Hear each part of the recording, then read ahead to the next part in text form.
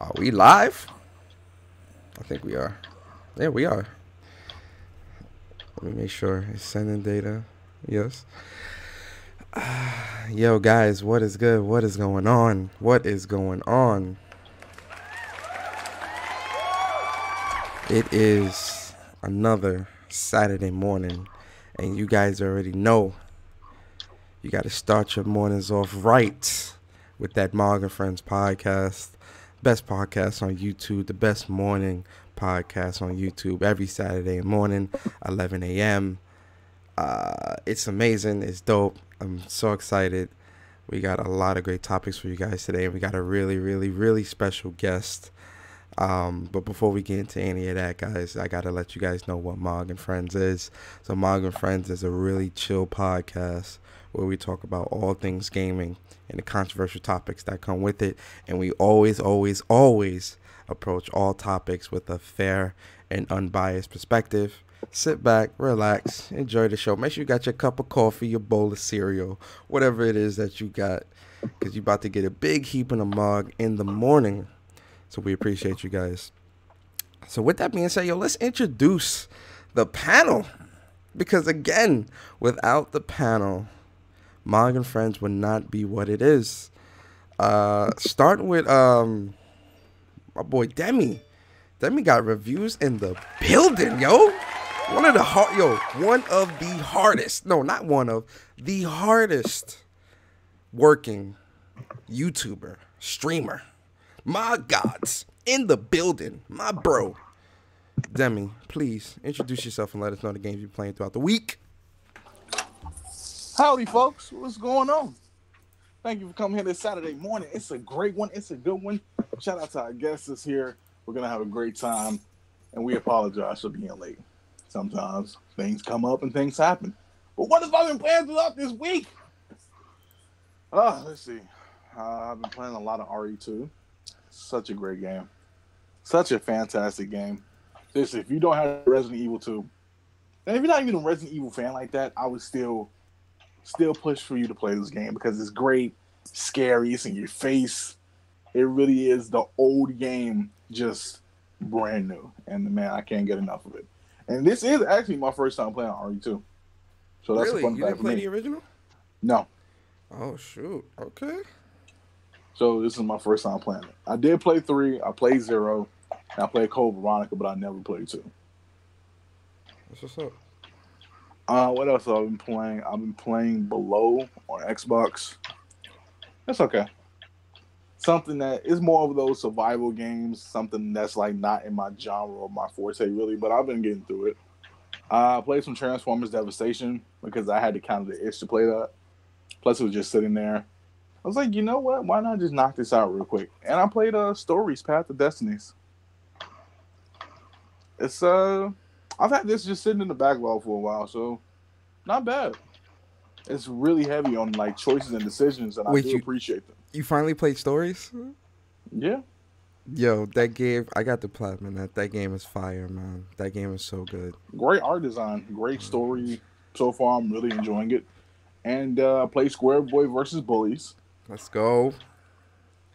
Shout out to Rohan Narang, the developer. Great guy. We had an interview with him, what was it, last week? Yeah, last week Saturday. Yeah, last week. Yeah, so great guy. Great game. I'm enjoying it. It's actually a little bit more difficult than it actually put forward. When you start getting swarmed by enemies, you know, like, oh yeah, it's time. I gotta make up for this.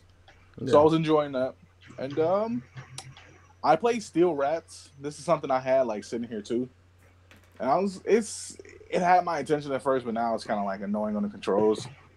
And I'm kind of like forcing myself to get through it. It's basically like a cool version of Trials in like the 1950s, more of like a mechano background. Take BioShock and take Trials, and you have like the game. Okay. It's okay. Smash, Super Mario Deluxe, and I've been playing my Vita. Prince of Persia Revelations, Space Hulk, the real-time strategy game, and this JRPG called Mind Zero. Oh, and I just beat God of War Ghost of Sparta. Yeah, I seen you was playing that earlier this week. I'm like, what? That be playing Ghost of Sparta on that Vita? Yeesh. It wasn't that bad actually. That's what's up. Did you It like it? wasn't that. Yeah, I enjoyed the fact that we learned about his brother, and Mm, a guy like that being used as the final boss was kind of disappointing. Like, I felt like he should have been in the main game. I agree. They kind of dropped the ball on that. Yeah, Thanatos is kind of a beast, That's what's up. especially since he had like a crazy bird form he can go into. Mm, My God, but yeah, that's about it. that's Light what's up. gaming week. My man said he named like what 8 games. My man said that's a light gaming week. Eesh, talk about gamers. Um, yeah, then this is definitely good to have Demi here. As you guys can hear, Leash is not here today. Yeah, she's I don't think she's gonna be able to make the podcast today, guys. So it's just gonna be me and Demi to hold it down as far as the MOG crew. But we got a very, very, very special guest on the podcast.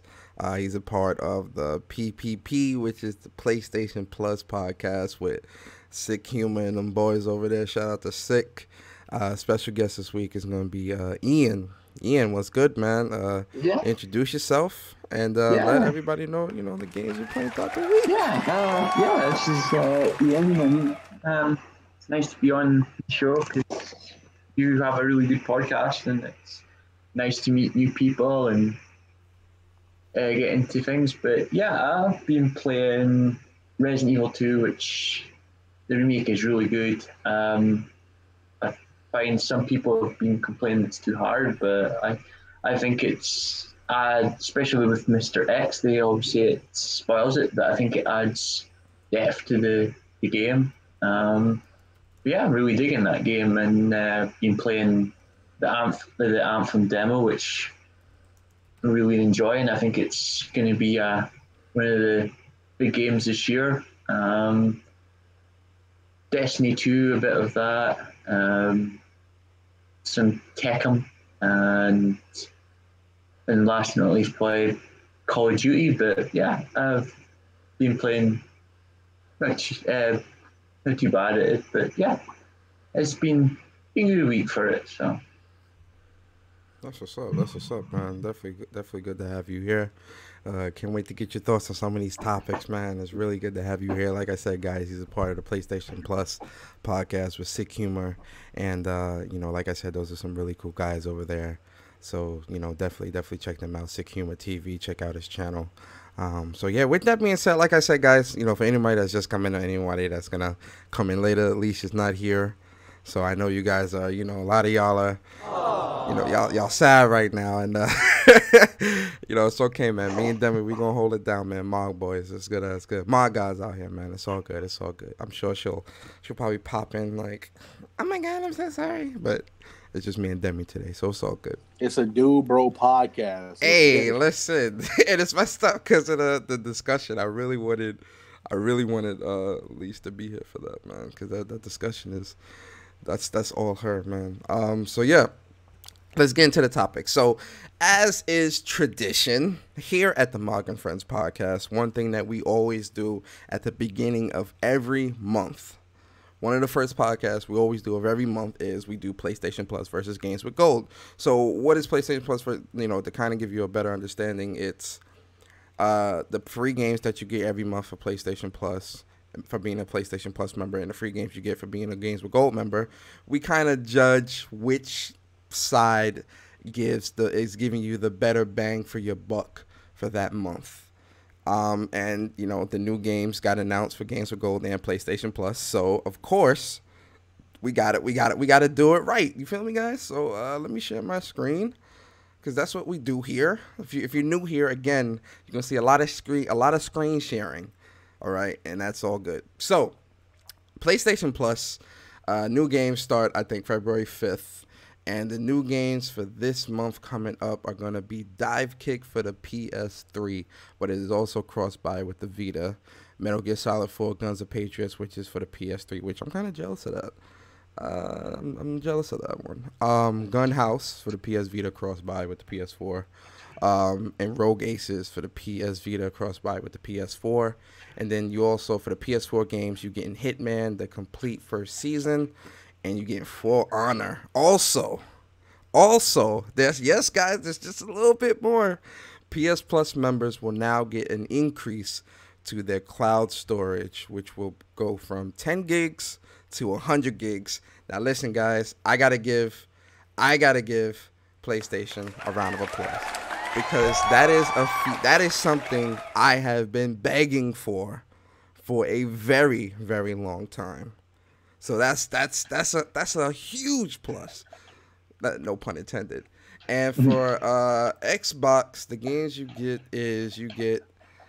is that Bloodstain? Yeah, holy shit, you guys get Bloodstain for real? Wow. Okay. Yep. Bloodstain, Curse of the Moon, Super Bomber Boy R.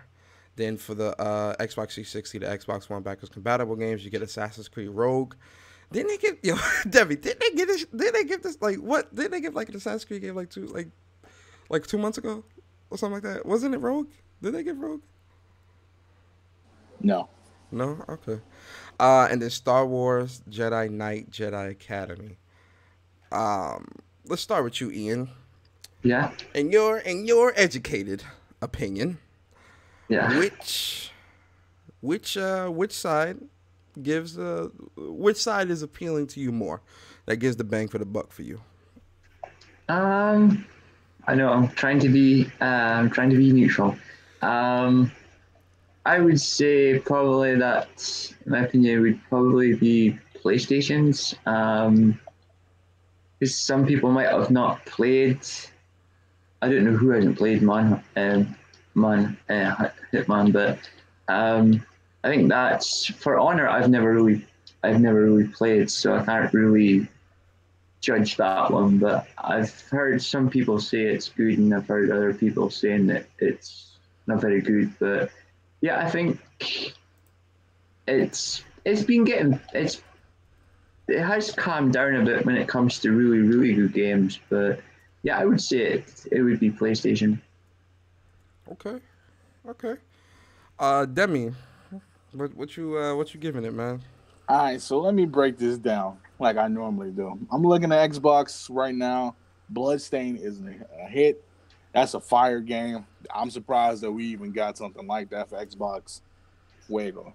What was the other one? Super Bomberman? Yeah, Super Bomberman. I don't know. That's a little iffy. Assassin's Creed Rogue is it came out like for the one in PlayStation 4 like back in March of last year. So that one's kind of, I don't know. I feel like that one was just like an iffy like drop to put in, you know. Mm-hmm. And the other one was Jedi Academy. Yeah. You could have gave Knights of the Round, man. Knights of the Old Republic. I mean, not Knights of the Round. Knights of the Old Republic, and either or. I don't think Jedi Academy is the one you should like win with personally. Mm-hmm. So outside of that, Bloodstain has my attention. Assassin's Creed Rogue is a great game. I would give it a lot more like if there was the one version instead of like the 360 version. Mm-hmm. Then that would really mean something. But from that, I'm giving it to PlayStation this month. Just because of Hitman. You get a round of applause for that one. Hitman and man has seen the light. Hitman and the storage upgrades, like personally, the great things out of it. For Honor is a great game. It's fun, but it kind of loses my attention a little bit. Mm. But Hitman is just something that, like, you put Hitman on any side, I'm gonna pick it just because dive kick is kind of whack to me. But I'm pretty much sure there's going to be people playing it. But diving and kicking is not something I want. Mm-hmm. Okay. You already know where I'm going. PlayStation 1 this month, hands down. Just off the strength of getting that 100 gigs of cloud storage. Like, that's huge. For me, that's real huge. And that's definitely something that I personally have been wanting for a very long time because I have a backup connected to my PlayStation where I back up a lot of my saves. because I don't have enough storage because I buy so many games. I got like 500 and something games. So Wow. like having, that much, I don't have enough space for everything. So I have to back up like old saves and, so that new ones can make room. So the fact that we have the 100 gigs now, I'm ecstatic. I'm over the moon, guys. So PlayStation 1 just off the strength of that. For Honor was a game that I definitely was gonna buy, but then I pulled back. I was like, it looks good. I played the beta. The beta was fun, but I feel like this wasn't something that I want to pay $60 for. I just didn't. It didn't come off as that to me. So the fact that we have it free now, finally, that's gonna be a good MOG game night game for us to all play. So that'll be fun, and to finally get to play it. And then Hitman, I love Hitman, not as much as Demi. Demi is definitely more of a Hitman connoisseur than I am, but I have played some of the old Hitman. So having Hitman is great. And in terms of PlayStation, that Bloodstain really, I'm gonna be honest, guys. If the 100 gigs wasn't here for PlayStation, I would have given it to Xbox because that Bloodstain really is enough for me personally. That's huge. That having Bloodstain, really, that's a really quality game. Something that I definitely can't wait for that. That's definitely fire. So, regardless if you do Xbox or PlayStation, I think you're getting a good deal either way this month. But I'm gonna lean more towards PlayStation just off the strength of them 100 gigs. I mean, come on, guys, you got to keep it a buck. So it's 3-0. So PlayStation wins this month for games with PlayStation Plus versus games with Gold. So shout out to PlayStation, shout out to Xbox. If it was Knights of the Old Republic, I probably would have shifted the vote, bro. But Jedi Academy is not one that I don't consider like a great Star Wars game. Plus, it's on the OG Xbox game, so yeah. Okay, so let's move on. Okay, so this one is definitely something that I definitely want to get. First off, who likes Dragon Ball Z here? Raise your hand. Oh, yeah. I can't see your hands being raised. Actual facts. But I'm pretty sure yeah. me and Demi, you seen the DBS movie. I seen the DBS movie. Did you see the new movie that came out, Ian? No, I haven't seen it yet, but I've heard it's fire. It's the new Dragon Ball Super Broly movie. In my opinion, is the best Dragon Ball movie we've gotten. Honestly, it's definitely better than Resurrection of F. I'd even say it's better than Battle of the Gods. And in terms of the old Broly movie, it's miles ahead of. It kills the entire old Broly saga. Personally, yeah, it does in its entirety. So, in the topic of Dragon Ball Z, we talked about this I think 2 weeks ago on MOG and Friends podcast where we were talking about a Dragon Ball Z RPG game that was being spoiled for not spoiled, but that was they teased that a Dragon Ball Z RPG, and we talked about it a little bit, but because we didn't have a whole lot of information to go off of or no actual trailer or anything like that, a lot of things was a little bit vague, but they released a trailer. And I want to get you guys' thoughts. I'm sure we've seen the trailer, right? We all seen the trailer. Ian, give me I'm gonna let it play for the people that are watching. Ian, give me your thoughts, because pretty much what we've seen from this trailer is this focus is obviously going to be Goku. Yeah, I don't think anybody was surprised there in terms of that. But based off the trailer, does this look like something that you would want to get into? Something that you're interested in? Yeah, I like the kind of. I've always been a big fan of like Japanese anime and all that, so I've always liked that kind of stuff. So yeah, it's something I would probably get into. We need more of that kind of stuff anyway, and I think it'd be nice for us to get something different from that point of view when it comes to that kind of games, instead of it's more open, and I think that's a good thing for the series. And yeah, any more anime kind of stuff I'm happy with. So but yeah, what I've seen of it, yeah, it looks like it's got really good potential. Demi, what's your thoughts on the trailer, man? Is this something that you trying to play? You trying to get into this? Like, what's up? I trust CyberConnect 2 with the way they handle Ninja Storm. They have my attention. There's one thing I'm hoping for though. What? What's that? I hope it goes into Super and not just Z. I think they may save Super for some DLC, bro. If they try to I keep hope the they longevity of this. do DLC for Super at least, and I hope they include like some of the movies too, because I don't want to just like straight up. You know how usually Dragon Ball Z games kick off Saiyan Saga, Frieza Saga, Cell Saga, Buu Saga. That's it. Mm-hmm. I kind of want like the in betweens there too. Okay. I can see that. With it being like from seeing the trailer, it looks like it's definitely going to be a bigger focus on Goku. Like I feel like you're going to be walking in the shoes of Goku. It's about Goku's life and the things that he's done. Are you happy with that? Like, do you wish that it would have been a focus of maybe Frieza, or maybe a focus of like the other Saiyans or whatever case may be? Like, how do you feel about that? Demi? Oh, you guys, me? I thought you Yeah, asked me. My bad. Ain't no problem with that. I do think sometimes though, however, I do kind of wish it was like, here's Goku. But you can play this side as Vegeta, get a different perspective. You play this character and get a different perspective. Sometimes I do kind of wish it was more so on different characters than just Goku. Yeah. But I kind of see what they're trying to do. They're doing the Legacy of Goku here. But even the Legacy of Goku, you could switch characters up and play like different perspectives and scenarios. Mm-hmm. It kind of would be. I feel like I mean, my favorite Dragon Ball Z character is Vegeta, personally. Yeah. I kind of wish they would have kind of did like.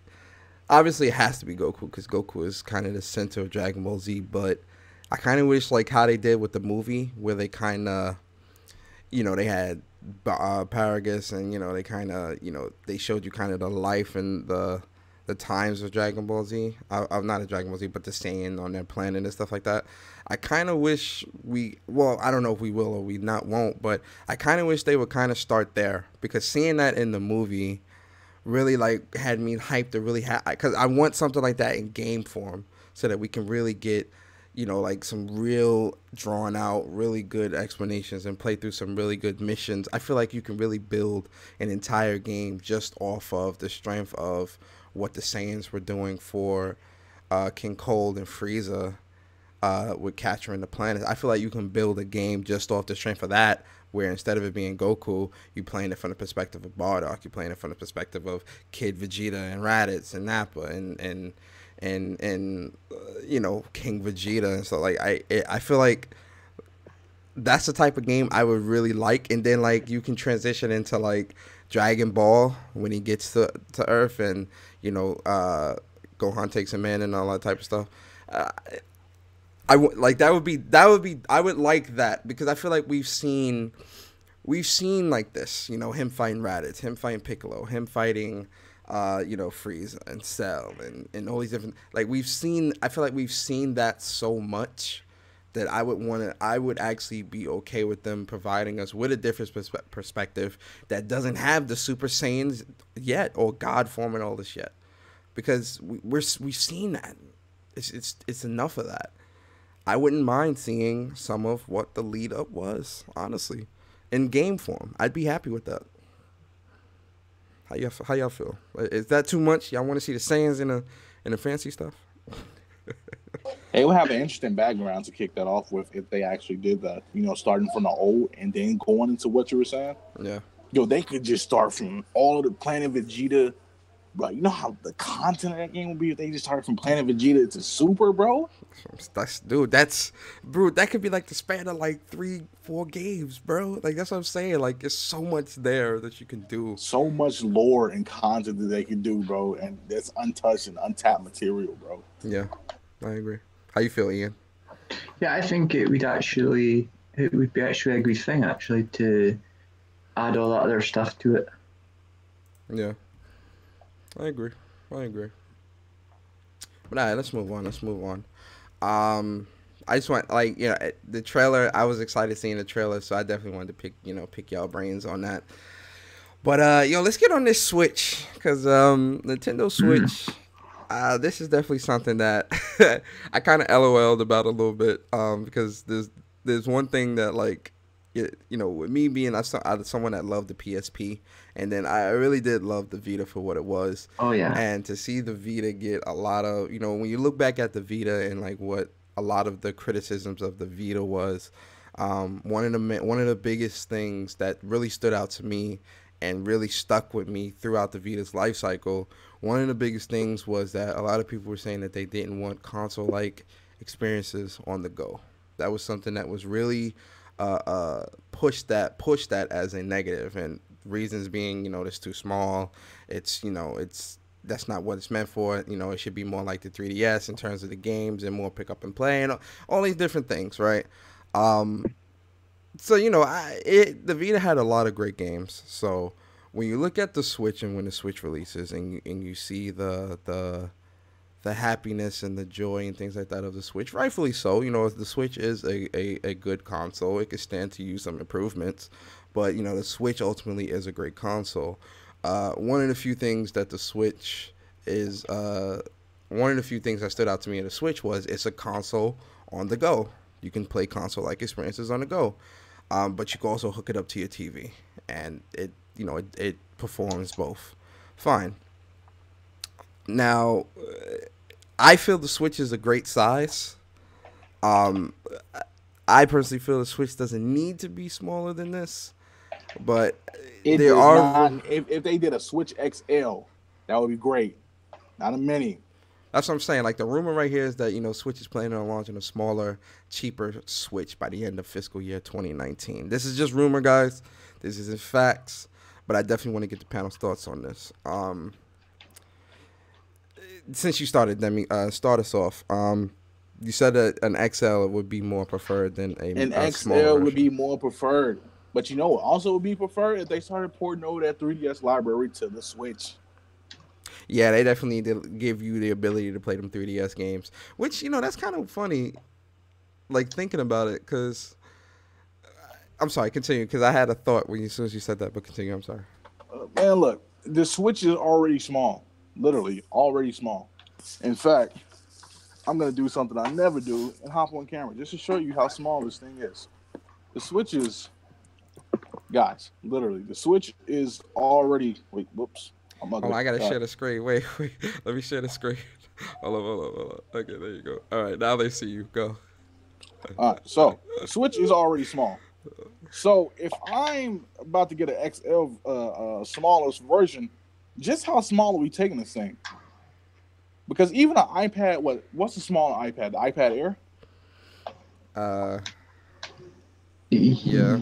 Yeah, and even the iPad Air isn't that small. So how people saying they're excited for a smaller Switch, exactly how excited are you that you want this thing to be smaller? Because this is already small to begin with. Yeah. And if you're getting something smaller, wouldn't that kind of hurt the cost of the screen and production and stuff like that? Because the game's already run at a low resolution rate at that. So with that being said, would you really want to push it to be that smaller? Honestly, I wouldn't want it to be. I feel like any smaller than this, because I don't have my Vita. I gotta look at my Vita, but I feel like any smaller than this, and we're in Vita territory, which is where people were saying they didn't want console-like experiences. So I feel like if you do a smaller Switch, you kind of starting to get into a. I got you with the Vita screen. Hold on. You kind of getting real contradictory, because. Yeah, see how small that Vita? Yeah, that Vita's small, man. That Vita's very small. You get up, bro. I'm keeping a buck. Like, you got the Switch in the Vita, you get up right now. I feel like if we're going to creep into that territory of, smaller consoles, we really need to think here. Like, is this something that we really want? Do we really need I feel like it needs to be more so a pro version than a cheaper, because I feel like I feel like the price point that it is now is only going to go down as we get more later into the years. I rather than release a more pro version of the console where it's more powerful than a smaller version. And if you are going to release a smaller version, back to some, Demi said something really good that kind of really stuck with me. Porting that 3DS library. One thing that we've heard, and this goes with Xbox and PlayStation, and this is before Xbox introduced backwards compatibility. One thing that was a huge, like a very pressing issue or topic within the gaming community was the fact that we couldn't play any of our old games when we got new consoles. Now, when the Switch is being announced and being talked about, there was a lot of people that were saying it's a handheld, it's a hybrid, it's a console, blah, blah, blah, whatever the case may be. You couldn't play your 3DS games on it, and let's be honest, this console was supposed to be a combination of both and also be the replacement to the 3DS. Why can't we play our 3DS games on this? You know, one of the biggest issues with PlayStation now is the fact that you can't play your old games on the PlayStation. Can we get that same energy? Yeah, I mean, yeah, because I just seen Persona Q is supposed to be releasing in June. Q2. And I'm like, yeah, Q2. Persona Q2 is supposed to be releasing in June. And I'm like, why isn't this on the Switch? Yeah, that is a huge misfire, bro. Oh my god. Especially if you got the Persona 5 characters being in this game. Why isn't this on the Switch? Yeah. I feel like that for a lot of 3DS titles needs to just come on over. Just come through. Yeah. Don't they use the same form factor for 3DS games like they use for Switch with the cartridge? Can't you switch so you can fit 3DS cartridges into the Switch? I believe so. I have to look for my Switch. Because I'm all not my 3DS. I wouldn't be able to know completely. I have to look for it. Ian, what's your thoughts on this smaller console? Give me I personally think we don't need it smaller. I think Demigod's right. It needs to be bigger. I don't think it's. I think it's a terrible size, to be honest. I think it needs to be bigger. Because when you take off because the wife she went out and bought one, and I was playing Donkey Kong and all that on it, and I felt it needs to be a bit bigger. Because when you see on TV, and then she brought it home and went, God, this naff a little thing. So yeah, I think it. Plus, I loved the Vita. I thought the Vita was great for its time, and I don't know. People were moaning they didn't want console experiences, but some of the games on it actually were pretty good. So it was just developers just didn't seem to want to do anything for it, and it would be fine if we could get one in the future. But yeah, I don't think it needs to be smaller. It needs to be bigger.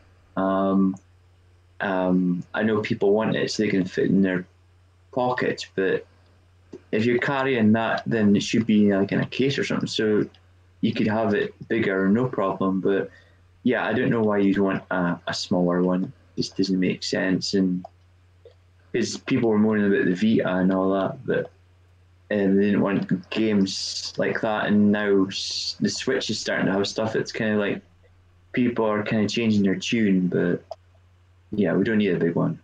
I mean, we don't need a small one. We need a big one. So, yo, if anybody's putting this Switch in their pocket bare like that, God help you, man. I would never put the Switch in my pocket like that, yo. Hell no. Oh, I've seen a few people with their Switches in their pocket. Jesus, nah. Wait, are we talking like with the Joy-Cons? Because that's a dangerous game you're playing. No, even without the Joy-Cons, I wouldn't put it in the pocket. Yeah, the ones that I've seen, the Joy-Cons are not on. It's just the I call it tablet. So, but oh my God, who does that? I know. Yo, either way, I think that don't be that guy or girl that's putting your Switch in your pocket, please, ladies and gentlemen. Yeah, don't do that. That's no. First off, the screen is so easily scratched, so please don't do that. But ladies and gentlemen, we have a special guest that is here with us today. Shut up. One thing that I've learned, is this wonderful woman. Shut up. She moves to the beat of her own tune. Shut up. And her mama always told her Don't ever be on time. Shut up. Always be fashionably late so that you can make an entrance. Shut up. Walk into the house or walk into the room and you demand the attention of the crowd. Oh my God. You feel me? And then when you walk in, your theme song should be This girl is on fire. What did you press? Hey, ladies and gentlemen, MOG and I play Girl on Fire. Oh. MOG and Friends is complete. You hear what I say? MOG and Friends is complete. We have become unison. We have become the triangle. Mm-hmm. Miss Leash Capiche, you Yeah, are 46 minutes late. That'll be a Listen, $50 it wasn't fine. 46 minutes. I snuck in later because y'all was talking. Earlier. Is It a $50 fine. I peeped it out. I was like, oh, there's Leash. I was gonna say something, but I was like, you know what? I slid in. You know, I'm like, ooh. It is a $50 fine payable to the desk of MOG. It's okay. Wait for it. Please, Miss Leash Capiche, introduce yourself to the people real quick. Hey, hi everybody. It's me, Alicia Capiche. You know, I'm gonna change her name to Lake Capiche. Go ahead. I was terrible. But I'm here, and yeah. What did I mean? You want me to tell people like what I've been playing? You can't if and you all want that. to. I ain't been playing much, but Dead by Daylight, I played Anthem, the thingy, the demo last night. It was actually really good. I'm excited, but that story needs to be good in order for me to be sold. So, yeah, that's They didn't give y'all what we played in the alpha because they actually touch more on the story within the alpha. The little missions that's on this beta, Mm-hmm. it isn't in comparison to like they show like the world is ending, Titans are taking over, stuff of that nature. Yeah, it Mm-hmm. looks like it really is going to be like a really dope story. Because if you look at like the trailers that they're showing now, they're starting to show like more of the villain characters that you'll be like encountering in the game and stuff like that. Mm-hmm. It really looks like it is going to have a good story. Plus, the Anthem has a personality of its own, which I want to see what they're doing with that. I said it. It looks like a mess. Like the visuals remind me of Dragon Age. The gameplay reminds me of Mass Effect, and that flying around and shooting is the best. Which ones did you play? I played the mage class basically. What is it called? The Storm. Yeah, that was my main. That's my main too. Yeah. Storm and Colossus. I do the Ranger. Ranger. Colossus. Colossus. I don't want to be a Colossus tank. boys out here. Let them know, Demi. Colossus boys. I don't want to be no damn tank. Why do you want to be a tank? I need like a Tank is big fun. honk. I need like a big honking minigun. Tank with tools. I don't like playing. I don't like playing tank characters anyway. I like being a mage whenever I do anything. So, because I'm magical. That's because Luis doesn't want to be on the front lines taking all the damage. And that She too. wanna I be- was she wanna hovering be in and the shooting, hovering and She wanna shooting, be- She want to be in the back, chilling. giving them the hot hand. She want to be in the back. You guys go take care of that. I'll make sure you guys are okay. Yeah, I'll cover your ass. Okay, so we are on the topic of the rumor of Nintendo releasing a smaller Switch fiscal year 2019. Give us your thoughts, Alicia. That's stupid. Why would you make something smaller? It's small enough. Like the Switch could like fit in my purse just fine. Like I don't understand and then wouldn't it just be like a Game Boy or something if they made it smaller? Yeah. I mean, and then the games that we have out now, I don't think it's really meant for a smaller screen. Yes. And then the way the controls are set up, I don't think that'll work either. It's just it should be bigger. I was listening to what y'all was saying. Like if they were gonna do something for the Switch, they should make a bigger console, or they should like a normal size console, honestly. Mm-hmm. Instead of a handheld, because that to me the Switch is my handheld. It's not something I put, maybe because I lost my dock, but I don't really put it. Even when I had my dock, I didn't put it on the dock. So yeah, I mean, it's stupid. But Nintendo's been doing, like we said, last year. Nintendo's been doing some real troll like stuff. So Yeah, and again, this is rumors, so like this may Yeah. not necessarily be true. I personally, again, like I said, I personally feel like it should be bigger, um, just cause it make a pro version of the console stronger. You know what this sounds like? Well, Remember that stupid Game Boy Mini that came out? Game Boy Mini. Game Boy Mini. The Game Boy Advance Mini? I don't remember that. Y'all don't? No. Oh my god, it was trash. Game Boy Advance It Mini. was it was look it up. It was trash. I'm gonna look it up. I don't remember that. Game Boy Game Boy. Mini. Game Boy Advanced Mini. Oh, Advanced Mini. Whoa. Y'all don't remember that? No. Oh, Jesus, save me. Shield my eyes, Lord. Yeah, that was the Game Boy Advance Mini. They came right after you had the peak of the SP. Yo, guys, this is the Game Boy Advance Mini he's talking about. What is this? And people Yo, were like Nintendo better excited not to do get this. it. And I'm saying, like, if they take the Switch to that level, bro, what's the point? The only way you can even make it like smaller is like if you made it flatter on like the surface. But even then, bro, trying to connect your Joy-Con to a flat surface like that, bro, you break the handheld, bro. Oh, that's I horrible. don't want that. I don't want that, man. Don't give me nothing like that, please. I do not They want just it. need to just stick to their guns. Do what you did for the 3DS, make an XL. Remember this? Hold on, cause now it's coming back to me. Hold on, let me show my display. Remember this one? This what was this? What was this? The Game Boy Micro? Oh my God, I remember these things, man. Remember the Yeah, Game Boy Micro? Oh hell Yeah. nah. Yeah, nah. Stop playing games with me, Nintendo. Stop playing games. nothing with me. but submit, bro. Just oh my Playing god, games. I just- remember this Game Boy Micro. I remember when this thing first came out. I was like, yo, People what was is like this? super excited. It was just like it reminds me of like the PSP Go, bro. Like nobody wanted that, man. Yo, man, this, as Debbie said, this a mid. That's awful, man. Yeah, I don't want that, man. I don't want Especially that. if you have big hands, that would be. Yo, low messed key, up. this Game Boy Micro was the prototype for the Switch. Oh, I'm chill. Let me chill. It had collectible. Yeah, I remember that, Alpha. Yo, what's up, Alpha? I remember that it did have collectible face plates. I do remember that Micro. It did have collectible face plates and stuff like that. Oh man, y'all taking me back down memory lane. Remember the Game Boy SP, man? I feel like that was the best iteration of the Game Boy SP. It fit in your pocket. You could fold it.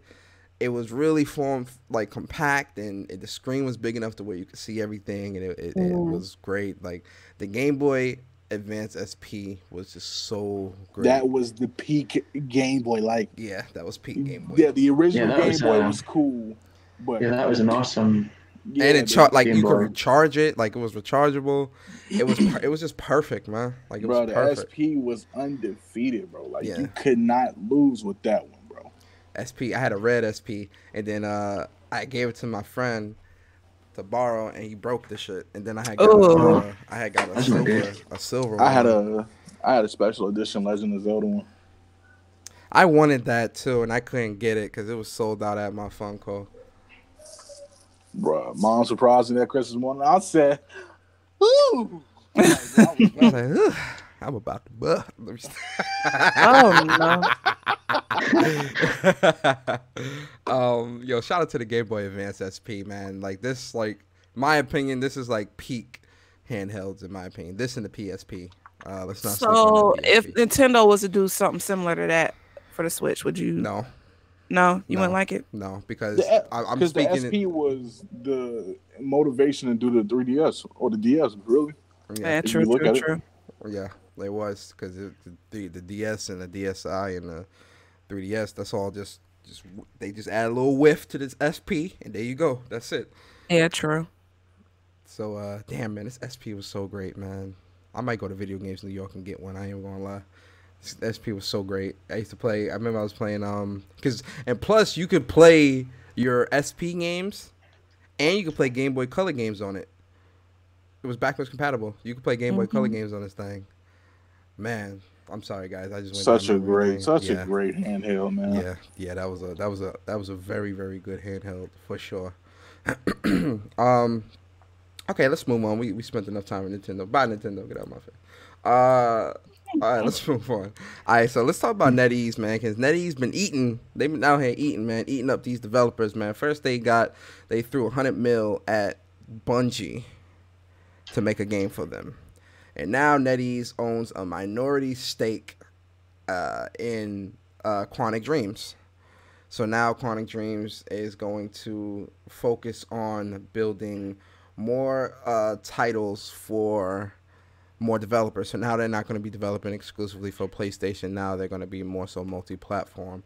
And they said the reason for doing this was because, well, it's kind of, they pretty much were saying that even though they own a minority stake, they're still going to maintain creative freedom and creative control to create, the awesome games that they want to create. But they said that they wanted to also create other games outside of what they normally do.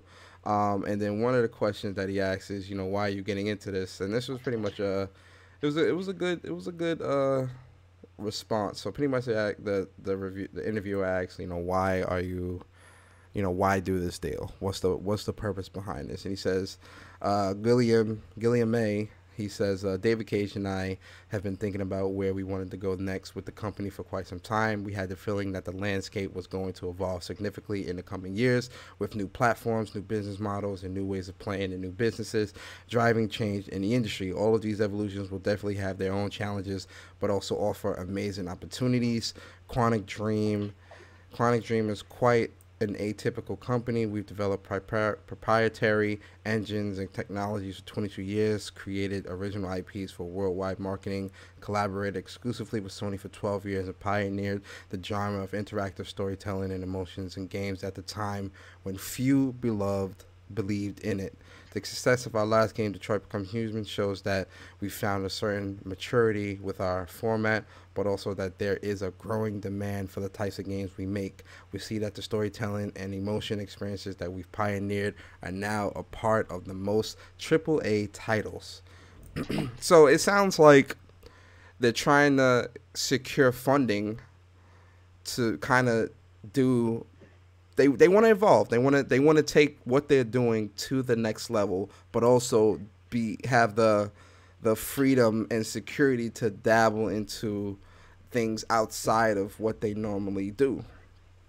So NetEase comes along and says, "Hey, dangle a couple million in front of you, let us own a minority stake, and you can do that." Start with you, Ian. How you feel about this? I think it's probably good for them as a company. I think they want to branch out because I know they've done so much games for Sony, but it kind of feels like they want to try and put their stuff, kind of branch it out onto new and other systems and stuff like that. The Chinese company that bought them are big into making mobile games, so I don't know how that's going to thingy with. I don't know if you're end up going to get mobile phone games from them, but that Chinese lot are into that. But yeah, I think it'll be a good thing for them. But they have great imagination and talent. But as I said, I think they just want to branch out now and not stuck with just one place. I think they want to get more experience with other brands and stuff like that. But yeah, I think it's a good thing for them as long as it doesn't go pear-shaped for them. But I think it's a good win-win situation for them. Okay. You mentioned something that definitely has me very worried and very scared. NetEase is a primarily mobile company. Yeah. And their main focus is mobile-based games. So, leash. Yes. Mobile. Yes. A mobile company owns a minority stake in a company that primarily makes console games.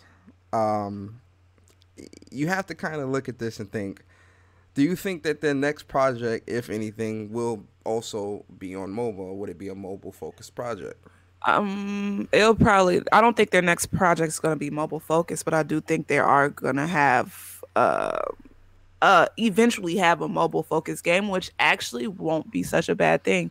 Like, just I really feel like the market for mobile games is actually real stable, and I mean they have really nothing to lose by making a mobile game. But honestly, I really my interest is in that the fact that they could actually do go on to other platforms like Xbox. Like Quantic Dreams game on Xbox will look beautiful. And so like I'm really excited about that. Like if they, eventually branch out to doing games for like Microsoft or like making it to where, it's on multiple consoles. So I mean they honestly by this they have nothing to lose. And yeah, mobile gaming's a little weird. I actually like mobile gaming. But I mean My they ears. shut up, Candy Crush I hear King. you. Oh, So chill. Why you bringing up that blasphemous? You can't be Candy doing that. Crush King. here's a fun fact about Quantic Dream and Xbox. They at one point wanted to put Heavy Rain on Xbox, Mhm. but Microsoft actually denied it Yeah, Mm. they did. They did. because they thought it would mess up their public image and public perception if they had a game like this on their console. Well, as you can see, Xbox is being humbled and they're learning their lesson. So I'm pretty sure, We This hope. was at the peak of like 360 era. yeah, they're being humbled. This was back when Yeah. they were cocky and like, we don't need this. But now it's more like they see what people really want or whatever. And one thing I do give to Xbox is that they listen. So even though Now, even though it's at their own pace, they have to learn their lesson a couple of Yeah. times before they get it. But they do listen though. now, So oh god, but yeah, like so if they ever come out, just imagine a game like Detroit on your mobile phone where you're making decisions and like that'll be hot. But the only thing is like, will they make it like shush? Will y'all stop with the No, that's Debbie. Yo. Why y'all so opposed to mobile gaming? Like honestly, I'm not opposed to mobile gaming. Let me correct that because I have a folder filled with mobile games that I play.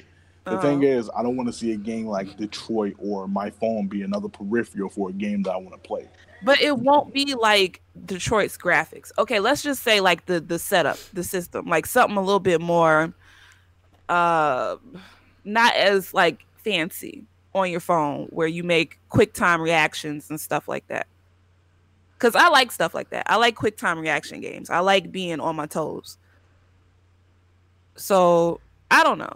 Like Well- I don't see it being like Well, PlayStation kind of has something like that with those PlayLink games that you can you play it through your phone and it shows on the screen and stuff like that. Not necessarily saying that this is the route that Quantic Dream would take with their next project. For all we know, NetEase just wants a piece of the pie. Like it could just be just that. But when a primarily mobile focused company does look at you and look at the company and purchase a minority stake, I feel like they're doing that not out of let's do this for console. No, I feel like they're also looking at their brand and what they focus on and looking at Quantic Dream as a potential player in that. Same thing with Bungie with NetEase. NetEase gave Bungie 100 million. Was it? Yeah, 100. Hold on, Yeah, 100 100 million. Go ahead, Demi, take over. It gave them 100 million to make something, but I don't know what they're gonna possibly do. yeah. I mean, there's nothing. I see it as a good move. They have nothing to lose, and well, I wonder what NetEase's final game plan is like, since they're really like pushing out money to these developers. Are they trying to take over the world, Demi? What do you think? I don't think they're trying to take over the world, but I think like they see what the income is coming in for these games. Well, I can't really say Detroit because they didn't like sell that great. Right. But for Destiny, they want a piece of that pie. But I'm kind of considering like what are they trying to do specifically with these companies, especially since NetEase is more like a PC and mobile dev. I don't know like what their game plan is here, especially with like Quantic Dream. I want to know like what are you really about to give them and you like really utilize this for, you know? Right. True. Because I'm looking at the long term and really trying to see like what's going on with that. But so you wouldn't want something like Detroit on your phone? No. Now, if they made like a Playlink style game with that, where I could use my phone to make decisions and, you know, have like the crowd, the streaming crowd or whatever interact with what I'm doing. Oh, so something like Jackbox TV. Yeah, something like that. Then that would be cool. That would be fun. But yeah. I don't want like a Detroit related game on my phone because I just don't see myself like really playing that completely. Because they'll probably try to feel like, oh, you lose this many lives or you make these many decisions and then, hey, buy some more things. Nah, I don't want to do that. Yeah, microtransactions. Microtransactions, gotcha games, all of that kind of stuff. I don't want to play that on my phone. That's true. Especially, I don't want to see Quantic Dream take a fall that deep, and then this is where they go to. Right. But they're I mean, they're only like a minority stakeholder, so it's not like, you know, if they have anything to lose, they still get their independence at the end of the day. So I do want to know, like, if these developers, like, do they have creative freedom? Are they like tied to what they want to do? I'm pretty sure, like they now that what's the name of the company? Oh, Jesus, Bungie? Not Bungie. Quantic Dream. Not Quantic Dreams. The other one. The dang it! Help me, girl. The mobile PC mobile company. It was just NetEase. NetEase. Yes, thank you. Oh my God, I'm pretty sure like NetEase gets like it's almost like a board, so they vote on what they want to happen. So I'm pretty sure they like, even though like Quantic Dreams has its freedom and they could do what they want, since I'm paying like you some money, I still need to see some influence from my company in what you're doing. Oh yeah, for sure. But yeah, that's what I'm saying. Like, yeah, they doing this and they handling it this way, but like, okay, so what's the final game plan? Especially now you gave Bungie $100 million to make a game. Right. They've left Activision. They still keep the Destiny IP. Are you helping them make Destiny 3, or are you just like, okay, make this new IP? Because I believe with NetEase, they're supposed to be making a completely new IP. Really? Yeah. That might be too ambitious. Yeah, that when NetEase, I think NetEase gave them $100 million, also $100 billion, something like that. All right, make this new game. Wow, that might be too much. And I think it's kind of the same plan with Quantic Dream. Okay, we're gonna give you this amount of money, make something. And I'm saying with them being multi-platform now, with them probably being on PC and also Xbox, they're more than likely gonna sell more games. However, Quantic Dream, if you guys know Quantic Dream, like I know Quantic Dream, they take a while to make their games. True. Because Detroit took forever after Beyond Two Souls. How much longer? Because Beyond Two Souls was the only game that I played from Beyond Two Souls came out 2012, 2013. Then the port of it came out like around 2015, 2016. They kind of ported that in Heavy Rain out to like PS4 to like cover the time of Detroit. So that's probably like a good 5, 6. Well, it came out 2018, so like a good maybe like 5 years of development. I mean, but that's not long. That's not bad. That's usually average for a big game. Yeah, that's not bad. Yeah, but it got condensed down because they had to scrap a lot out. So I don't know when they were working on Detroit. I think they were working on Detroit at the same time as Beyond Two Souls. Fact check me on that, but we can see. Hold on.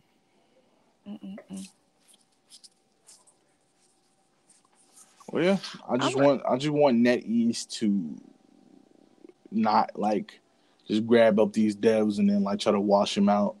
Oh, they have a plan, and I hope it's a good one. They do have a plan. You don't just grab like these developers and be like, you know what, I got them. We're gonna do something about this. Like, Yo, this next generation of game is gonna be real interesting. It's gonna be like a game of chess, and I'm excited. facts. I'm so excited.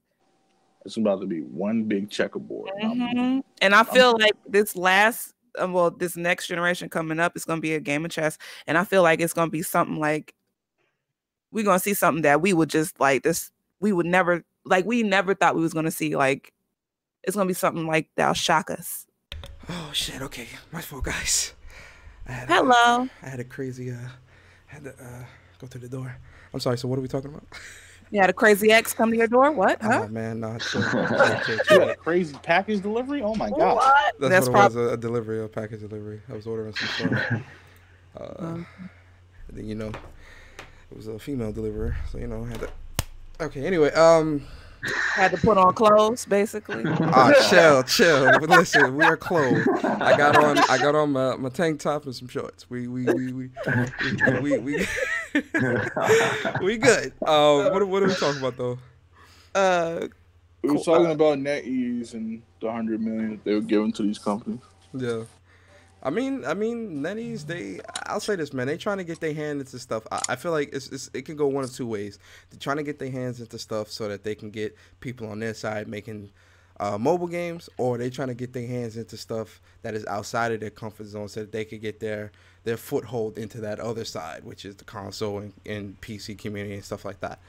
It could go one of two ways. And they're trying to use these developers to do so. Good developers. Quantic Dream is a good developer. Bungie's a reputable good developer, so why not invest in a development team that knows what they're doing and already has rapport with the community. You feel me? So if their names is attached to a project or attached to a game, that entices more people to buy it. Just like people buy Jordans that cost $300, $400, $600, or buy Balenciagas or whatever case may be, and more so for the name. Like, let's be honest here, a lot of people buy those things for the name. Same thing applies in gaming. What's your favorite development team? If they're making a game, wouldn't you be excited regardless of what it is that you've seen? I would. I'd be excited. Yo, what? Naughty Dog is making this? And what? in the NetEase deal, Bungie is supposed to be making a new IP. Yeah, they are. So, listen, and they gave them $100 million. I just want 5% of that, NetEase. Go hit me up, man. I'll make a great game. It's gonna be called When Persona Plays. Oh no! Listen, NetEase, I can do voice acting for like 4% of that $100 million. What's up? Oh, matter of fact, yeah, I could do some voice. Yo, y'all need an IT guy? I can set up the wires and networking and the service and y'all need somebody for y'all marketing strategy. I got you. Holla at me, yo. I got you, man. I just need I need like $3 million up front. Then we'll talk. Just put it on the table. That's it. That's all you gotta do. Oh man, but shout out to Quantic Dream, NetEase. I'm excited to see what they have in store. Speaking of store, I know y'all love that transition. Let's talk about this Epic Store, Steam Store debacle. Listen, guys, when I seen this, I LOL'd very loudly because because it. Can I speak freely, panel? Is it free for? Can we all? You speak have the freely? floor. Go ahead. Go ahead. I laugh because when I see things like this, people tend to forget how businesses work. 1, 2. Epic is trying to get the come up. Like anybody in gaming sees that Epic is trying to come for Steam's neck. They're trying to go for the jugular. They're trying to have Steam they trying to come for Steam's neck. And they are making strategic business decisions. As a PC guy, now it's different with consoles, right? Like on consoles, if you have an Xbox and I have a PlayStation and Last of Us 2 comes out, you have to have a PlayStation to play that. I really don't see the anger here because it's a different website that you have to go to and buy the game. Like, I honestly don't see the anger here with Metro not being on Steam. Honestly, I get it. Steam is super popular, super powerful. Oh, Half-Life. I get it. But you're on PC, guys. PC people, you literally just have to type in www.epicstore.com, not steam.com. Just Epic Store. I mean, that's a hell of a lot better than not being able to play Last of Us 2 on Xbox. I feel sorry for those dudes.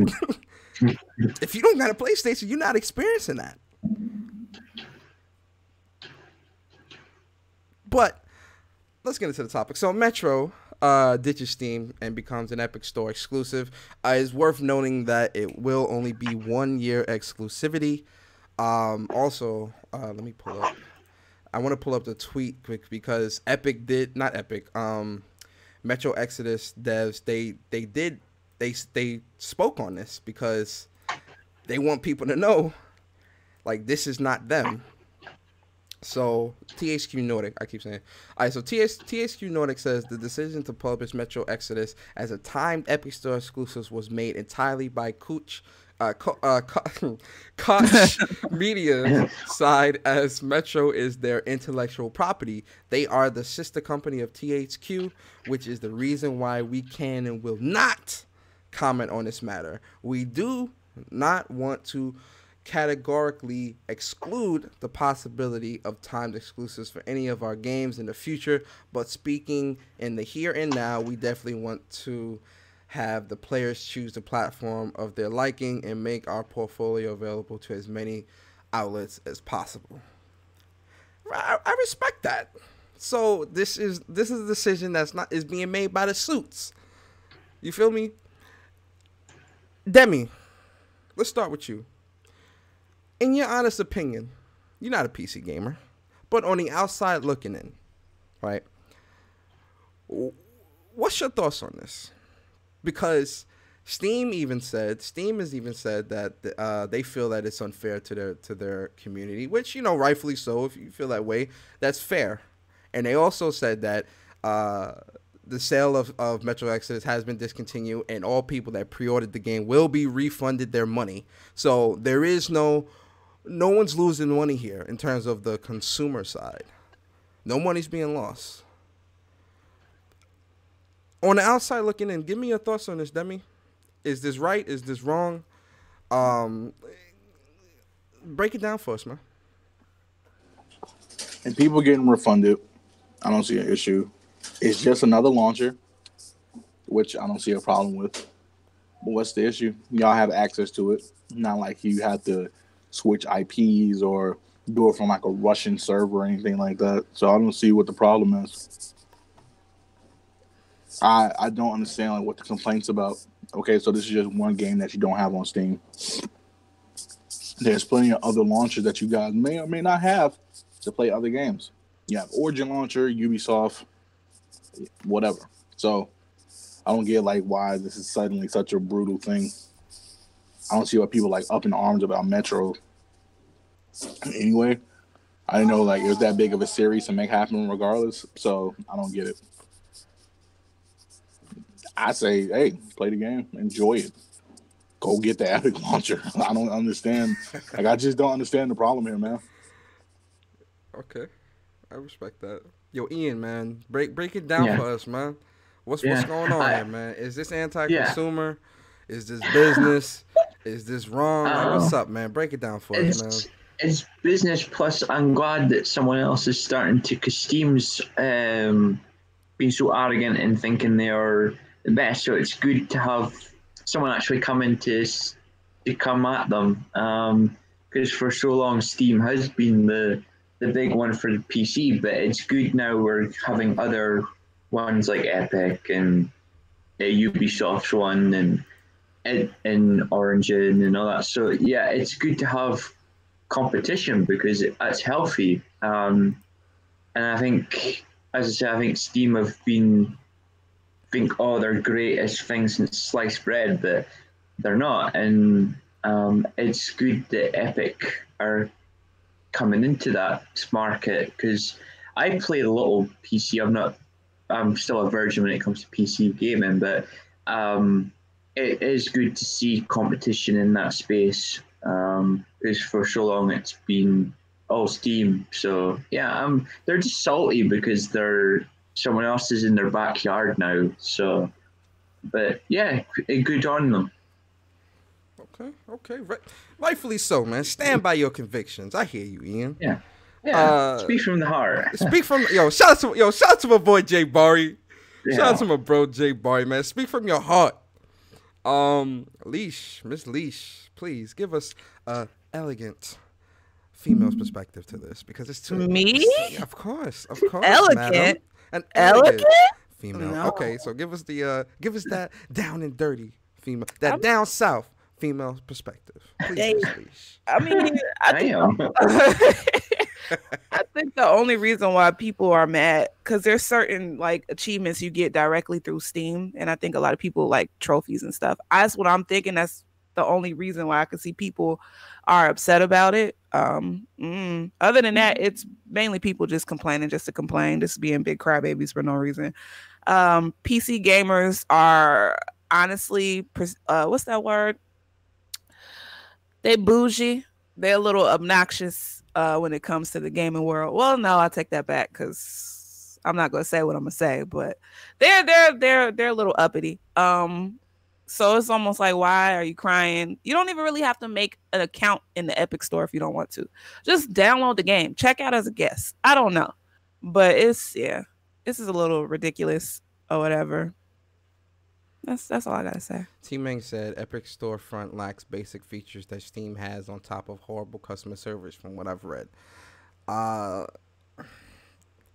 So if you still have the ability, the ability to get the game, I've seen the stuff that it lacks and like the people noted it and everything. It's not really that much to complain about. It's still fluff on top of that at the end of the day. Mm-hmm. Not only that, but let's speak on the review bombing that's been happening since this news has came about. So since the news of Metro Exodus being exclusive to Epic Store, users on Steam have been review bombing Metro 2033 and Metro the Redux, Last Light in 2023.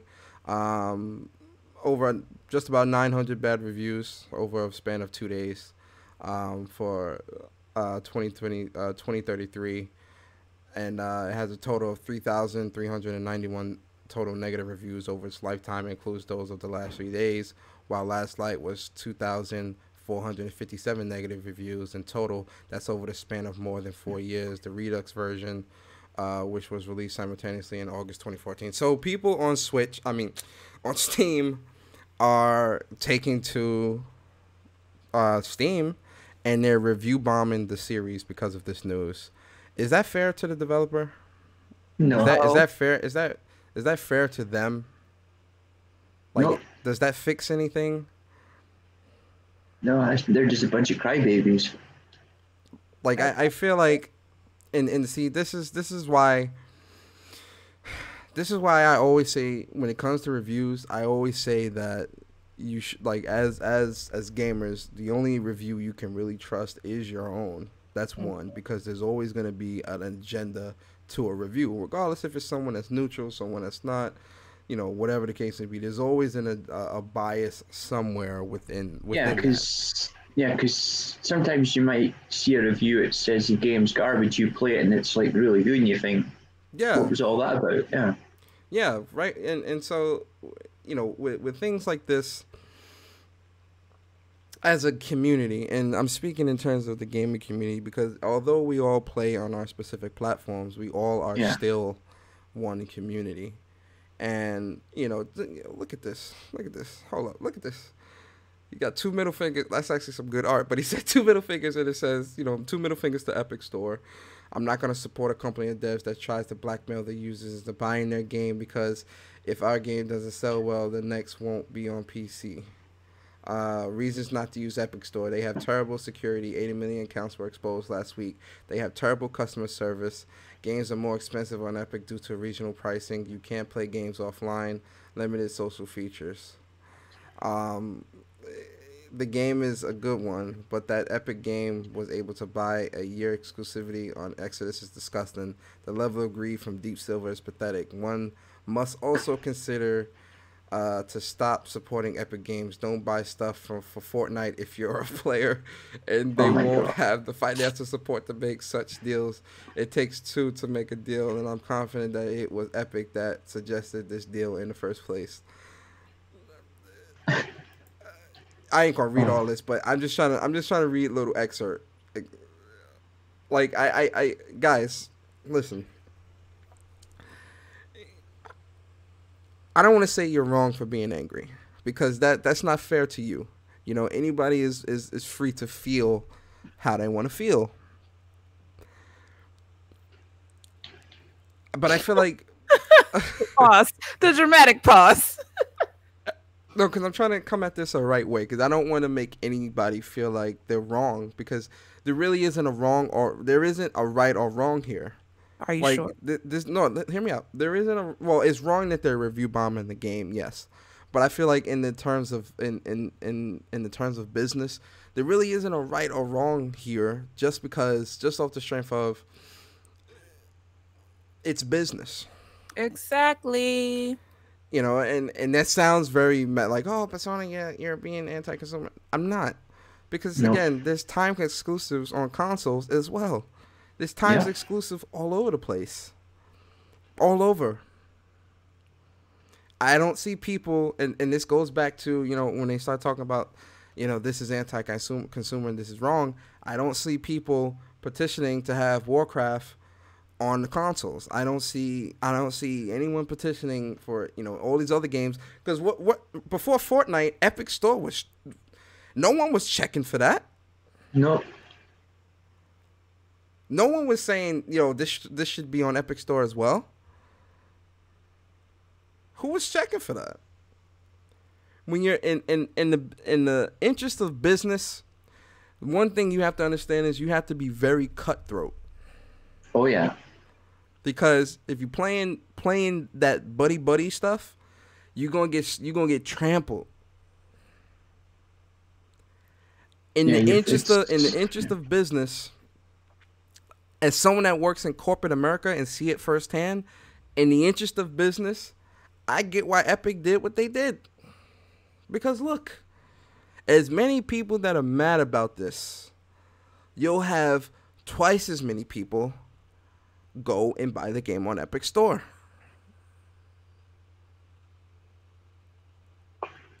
Even the ones that are mad are gonna buy it. Oh yeah, they will. Oh, of course. Everybody else wants to complain, but what do you care about? Line. Because ask yourself this. Ask yourself this, guys. What do you care more about? Do you care more about Steam or the game? If you're a fan of Metro games, you're gonna go where the games are, right? Same thing with games. Like, you go where the games are. People go to PC because that's where the best graphics are. People go to PlayStation because that's where the best games are. People go to Xbox because that's where you get the best heat. Like, you go to where you want to go. You go to where you go to where you're going to get the best quality. Why? You feel me? I take back what I said about PC gamers. I throw that solely on PlayStation gamers. I'm joking on the last part, guys. It's just jokes. But I don't know, like, things like this, I laugh. The game is just going to fail on Epic Store. PC gamers will keep it pushing. PC is an open platform. It's not a console. Everybody loves winners plus fact. Everyone loves winners, facts. It's not going to fail on the Epic Store. People who want to play the game are going to play the game. Like, at the end of the day, that's why I'm like, who's really complaining? The people who actually want a game, or everybody else? Like, at the end of the day, I think we've lost as a community. We've lost what it is to be, not to be a gamer, but if the game is good, the game will sell. You see what I'm saying? Like, that's how I feel. Like, if I want a game and I feel like it's gonna be good, I'm gonna buy the game. I don't care what it's on. Like, I don't care if at the store. You know how many times I've endured bad customer service, but I mean, it's all an experience. All of this is an experience. You live and you learn. And at the end of the day, if you rock with a game, you rock with a game. I'll give you a good example. I like to shop at Whole Foods. Not all the time, but I go there. Try to go there like once or twice. You fancy. Oh, stop. There is no Whole Foods in Queens. They're only in the city. Am I gonna boycott Whole Foods because I gotta go to the city to get the food? It's business. That's what I think a lot of people forget. At the end of the day, they gonna go where the money is. I'm pretty sure Epic was offering a pretty handsome deal, and they were like, "Yep, you know what? All right, Steam. We'll see you later. I'm about to go over here where the money is." They are looking. They have to make money. Like they don't care. I mean, they care about us to an extent because we give them the money, but business is business, and it's cold. Business is a cold. If you ever had They to, care about that dollar. like you said, if you ever had to sit in a setting where you see people make business decisions, ain't no feelings, ain't no taking into consideration like what people really, they have like a, human resources for that, taking in people's feelings and consideration so they won't get sued, blah, blah, blah. But they're trying to figure out how they can make the most money, how they don't have to spend that much money to make the most money. So yeah, like, I don't get it. It's weird, but I don't play the game, so it doesn't really affect me. I mean, I was going to say, I'm not buying the game on anything, but it affect my life, but I don't just affect me at all. You feel me? Console life. I mean, I'll have it. I'll have it on Xbox. So. But yeah, it shouldn't really matter as long as you like the game. It shouldn't really matter where you get the game from. Exactly. I agree there, like, cause I go where the games are, man. I'm sorry. Yeah. But let's move on. Enough on that. I didn't. This is the last time. Listen, let me say this. This is the last time on MOG and Friends we are talking about Anthem in this light, because I'm tired of talking about this. But I wanted to talk about this because it's a lot of misinformation going on here, man. And I hate misinformation. I hate when it gets spread because that's how you breed stupid people. And yeah. It's not healthy. It's not healthy to have this many stupid people running around passing off this misinformation everywhere else. That's why I like to show you guys what I talk about, because it's good to visualize. But what am I talking about, man? We're talking about Anthem real quick. We're not going to spend too long on this, but $20 skins appeared on Anthem. So this picture was floating around Reddit. Speculations that this is going to be, because this is EA, anti-consumer, blah, blah, blah, all that. We get that already. Okay, let's get that out the way.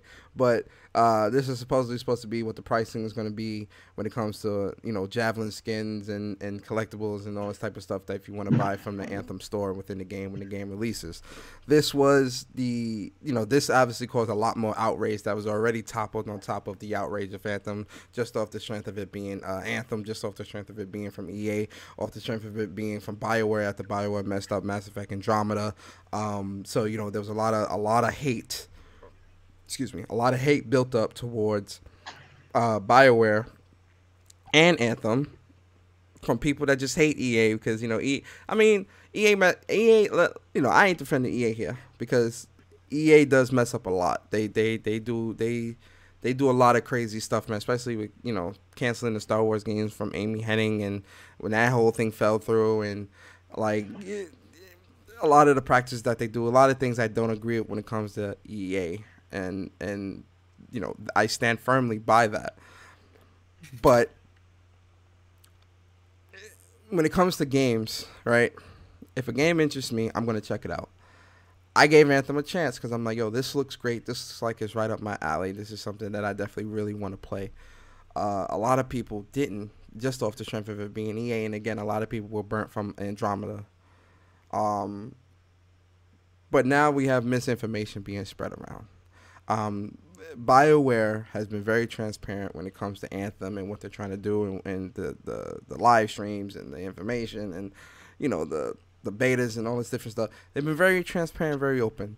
So this picture was circulating, so people were like, you see guys, you see, EA never changes. Like, they were doing all that crazy stuff or whatever. And the where is it? Hold up. And so the BioWare GM Casey Hudson. That's a fire ass name, man. I'm gonna keep it a buck. That name fire. So someone asked the question, hey guys, could you please address the fake news? Let's highlight that fake news. This man or woman that asked the question is smart. He's very smart. Fake news. Anyway, can you address the fake news currently spread around the leaked picture of vanity items and real money? I'm just so tired of people using it to deter others from paying the game. So wait a second, guys. Hold on. So not only is misinformation being spread around, but people are using this misinformation to stop other people from playing the game. Ladies and gentlemen, let me explain something to you. One thing you never have to worry about here at MOG and Friends or on any of the panel's respective channels is no one will tell you what you can and cannot play. What you should and should not play. Because I think I can speak for all of us when I say we all, and excuse my language, but we don't give a shit. You feel me? You play what you want. You enjoy what you enjoy. You feel me? If people are using misinformation to push an agenda to stop you from playing a game, you really need to sit down and really think, like, should I really, like, is this really, like, how much time do you have? I don't care what you play. I don't care where you play. As long as you're enjoying yourself, that's all that matters to me. Because I believe that gaming is a selfish experience. People like to say it's not, but gaming is a very selfish experience. It is. Because I think, for example, Dead by Daylight is trash. Why must you use? Why do you do this? Leash loves Dead by Daylight. I come do. into her chat all the time when she's streaming. I say, Leash, why you play this trash? And She loves it. Shut up, Persona. Do you think she? Although I'm joking, you know, when I say that, it's jokes. But do you think, if I was serious, do you think Leash would care? Do you think Leash would stop playing Dead by Daylight? Hell no. Of course not. And if she did, I would have to sit her down and say, Leash, are you okay? Why are you? I'm just joking. Why are you stopping playing this game because of me? Well, because you think the game is trash, Persona? No. But anyway, let's continue. So Casey Hudson, shout out to Casey Hudson, the GM at BioWare. He says, sure, we've always said that Anthem has MTX. And for those that don't know, that means microtransactions, because who the hell wants to type out a 15-letter word every damn time? Yeah. MTX items that are, 1, optional, 2, cosmetic only, parentheses, not power, and 3, earnable through playing the game. 2, item prices in that image are, let's highlight that right there. Hold on. Outdated.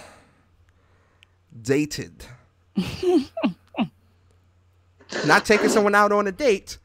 It's outdated. That's actually pretty cool. And then 3, our ongoing delivery of content, features, and story comes with the game at, hold on, ladies and gentlemen, hold on, no extra cost. Do you know what that means, no extra cost? So no extra cost is where you don't pay for extra content. Nope. This is from the horse's mouth. Casey Hudson. Now, would he outright lie like this?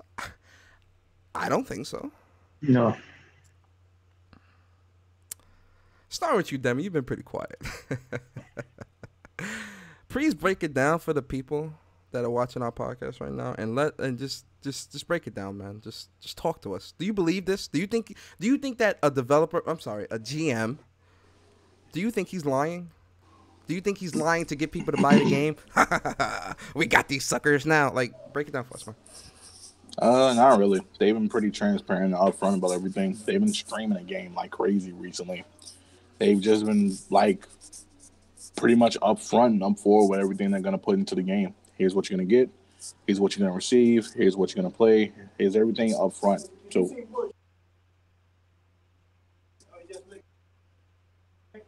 anywho, they've been up front. Here's what you're gonna get. Here's what you're gonna get on launch. Here's what you're gonna say. Basically, just straight transparency. I don't think anybody will. They don't have a great reason to lie because they want to sell this game. And if they do lie, you already have like the flack of Andromeda and EA upon you. But now for you to lie would make it much more worse in the long run than it will just trying to sell this game. You know? Yeah.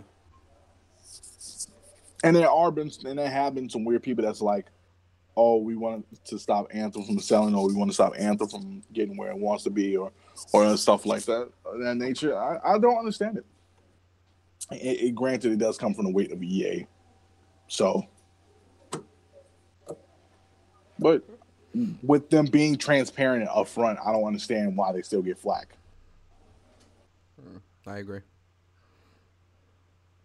Ian, break it down for us, man. What's up? Do you think that Casey Hudson is lying? Like, is this the truth? No. They've been, as I said, as I agree, they have been pretty open about the game. They've shown stuff off. They're very good on Twitter with asking people's questions about the game, and that it's just, no offense to some gamers, but I think they're losing the screw loose somewhere there. But that was just, people seem to be obsessed thinking that you're going to have to pay this and that, but the game is going to have free download content for expansions. So they're not going to say, oh, yeah, we're not doing anything, and all of a sudden we've got you now, and then charge. But yeah, it's a lot of rubbish. If there is little things, it'd probably be like a $1 here, maybe 50 cents here or something, but for custom stuff. But there's nothing to make you I like call it cheap, because I hate people that you play the game the way it should be, and you get these people that just decide to pay it because they can't be bothered to play the game properly. But I've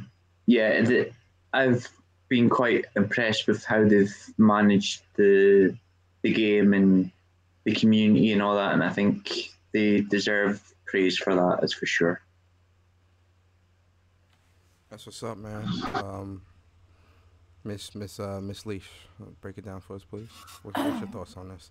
Because you actually played. Because you know what, I want you to give your thought. I'm happy you here, because you actually was one of the few people that were skeptical. Not only because it was EA, but because you followed BioWare so heavily, and you played all the Mass Effects, and you were very let down with Andromeda. That's my favorite developer. Yeah, so you were definitely on the fence about this, like heavy.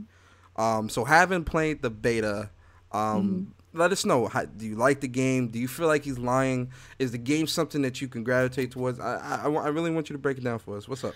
All right. So one, I say that the people who are really trying to like make Andromeda fail are like bitter exes, and they need to let it go. Because at the end of the day, if you don't like the game, other people are, and just let them enjoy it. Like all the negativity towards the game, I get it. Like we were hurt. Like people who play Mass Effect played Mass Effect. You know how many playthroughs of Film Shep I had?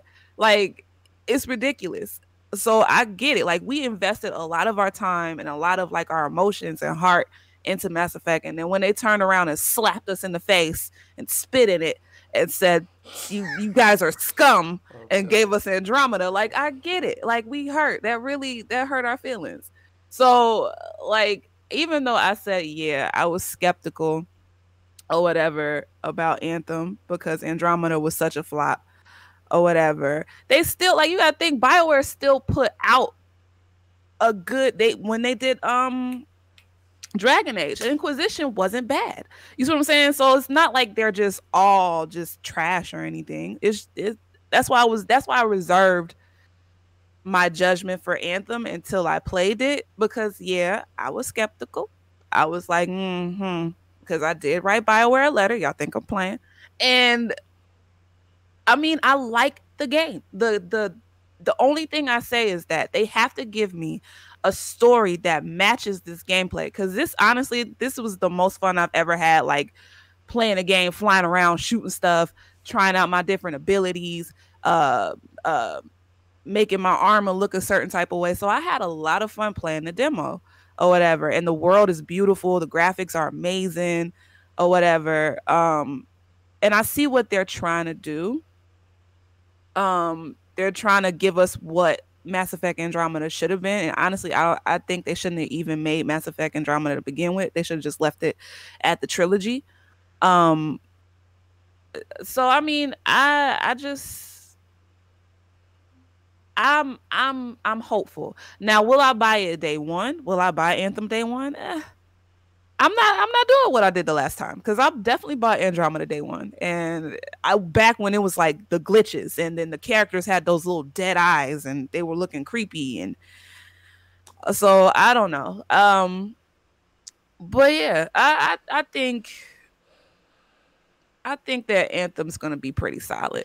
And I do like what I see so far. I just need a good story to come with the game because that was the reason why I love Mass Effect so much, because the story and the characters and your team, everything was just so well put together. Even more so, like the combat was cool, but the stories what really sold me. That's what really got multiple playthroughs, multiple countless hours out of me. So yeah. Do you think Casey Hudson's lying? No, I don't think he's lying. I mean, they have. I think the reason why they're so transparent is because they're trying to. It's almost like they're being I don't want to say apologetic, but the reason why they're being so transparent is because they don't want to make the same mistakes. They learned their lesson. You see what I'm saying? I feel like they really sat there and like Mass Effect Andromeda humbled them, because BioWare is a really good. I love BioWare. It's my favorite developer. So that's why they don't want no issues, and they already know people got a mark on their head, point blank period, and they need this game to sell. They need this game to do well.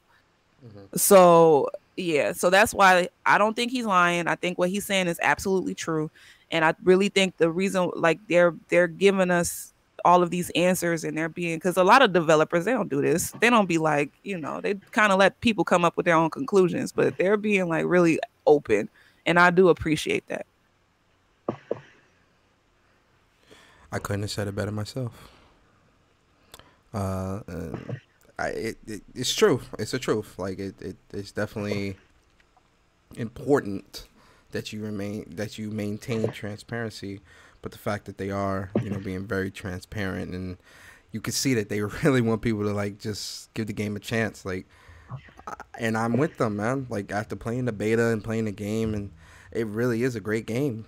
So BioWare, you've got my purchase. I've had it pre-order for a while, but you got my purchase. I support you. I support you, and I support this game. Don't let me down. Yeah. Please don't let me down. Yeah, because honestly, I've been burned by EA too many times where I've had like 15 skin grafts. Like I can't do this no more. Ooh. So this the last chance.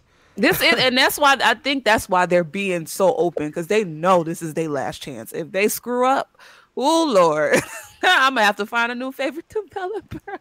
There's plenty on PlayStation. Moving on. Shut up. All right, so let's get to this discussion, because I'm happy. I'm happy to talk, because I really want to talk about this. I want to break down this discussion. So what are we talking about? What are we talking about, guys? Hold on, let me go to the top. All right, so what are we talking about, guys? It's Black History Month. Shout out to the black streamers out there. Shout out to everybody out there, man. Hey. It's Black History Month, but let's talk about this, man. Let's talk about this. So, for streamers dealing with stalkers, Twitch solutions fall short. So, what am I talking about? A streamer by the name of Tanya DePass. I'm saying that right? DePass? I think so. DePass? I think it's DePass. DePass? Okay. I'm sorry, Miss Tanya, if I messed up your name. Please don't beat me up. Tanya DePass, she's a streamer on Twitch, partnered, all that good stuff. She's a variety streamer. She streams a bunch of great games. She's cultivated a very large and beautiful, thriving community of her own.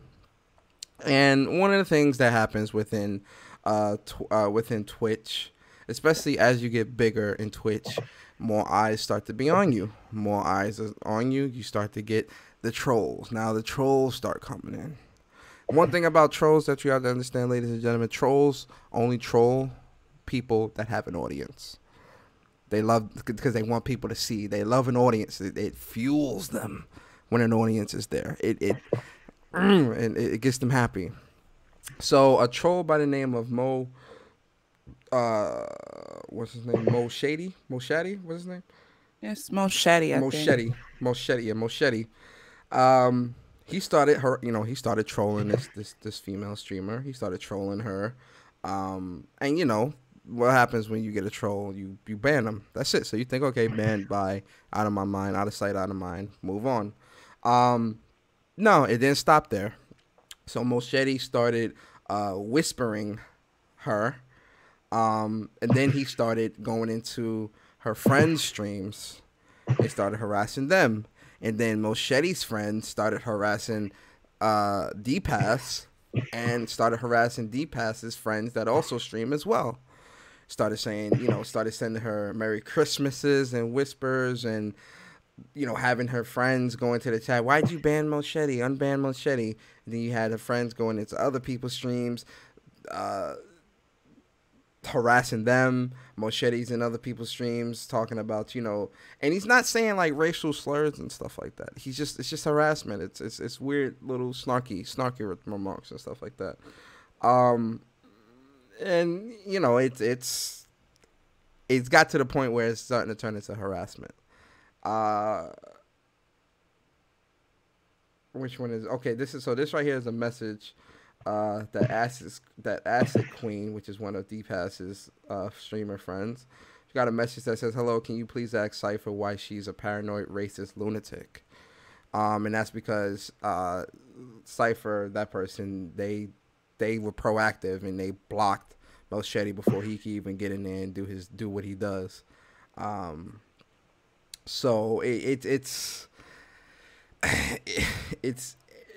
crazy. So Totaku actually asked Moschetti. They spoke to Moschetti, and this is what he had to say. So Moschetti admitted that he has been DMing people in D-Pass's orbit and joining their channels for more than a month.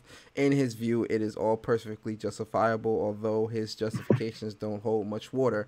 And Moschetti says, I did stop multiple times, but was invigorated to continue when reading her crusades on Twitter. It's not on D-Pass to stop talking about trolling in the hopes of getting the troll to go away. Then Moschetti said he also kept up the messages to D-Pass and her friends because of the reactions of random strangers. What did I just say, ladies and gentlemen? Trolls love an audience. Reading comments from random people who would never know me or even want to hear my side of the story, saying they wanted to break my fingers, he said. He also pointed out to Kotaku that he had not dropped any racial slurs or sexist comments to D-Pass, who is black, as if this was some gesture of graceful composure on his part. And yet, this is Moschetti talking, and yet I was still able to keep my composure and not say anything racist or sexist towards her, which is apparently her justification for banning me. Moschetti cited many more questionable motivations throughout our conversation, including that on one hand he was on a very serious crusade to get justice for a friend who D-Pass had somehow gotten banned from a channel they were a regular in, but on the other hand it was all for laughs. Wait a second. So at first it was a crusade for a friend that got banned. You go to these lengths, and then it switched from that to doing it for laughs. Every person I told the story to found it funny as I did, he said. It's not difficult to send a message with my name and it get banned and then follow afterwards. Man. Demi, what's your thoughts on this whole story, man? Like, this is not the first time that, especially female Twitch streamers, black Twitch streamers have experienced harassing and dealing with. What's that noise? It just sound like a heartbeat or something. But they haven't experienced dying. That they haven't experienced. They have experienced. Harassment from people within the community. What's your thoughts on this? On this whole, yeah, yo, it still have. I think that's you, Ian. Yeah, I think that's you. I don't know what it is. I just hear the. I don't know what it is. Somebody on the trip. Please break this down for us, man. And you know, this before we begin. To everyone that's watching, this is an open platform. Everyone's here free to speak. And in the discussion portion of MOG Friends, people are free to speak how they want to speak. So you know, please speak freely. Go ahead. I feel bad for women streamers out there that get like these occasional weird guys. I feel bad for black women streamers that get the occasional weird guys because it isn't just amplitude.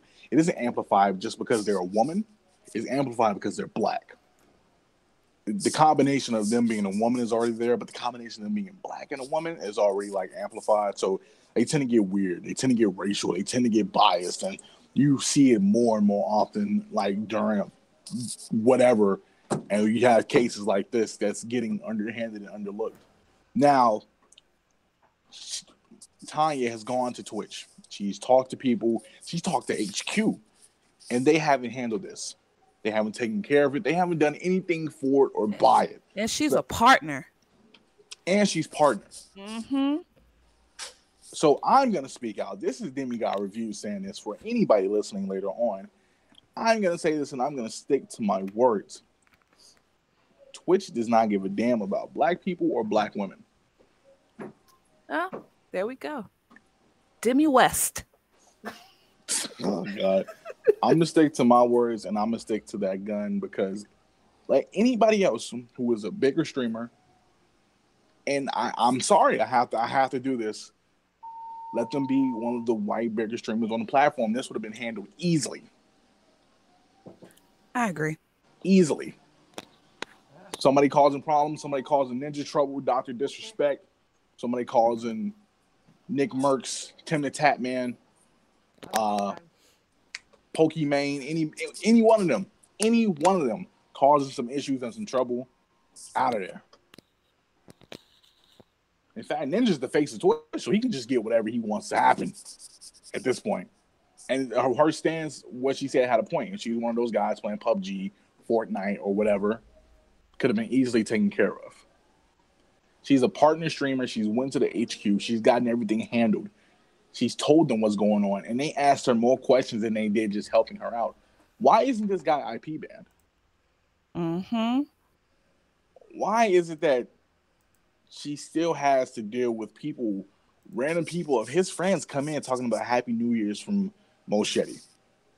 In fact, let's take it even a little bit deeper. How bored are you in real life that you get kicks off this?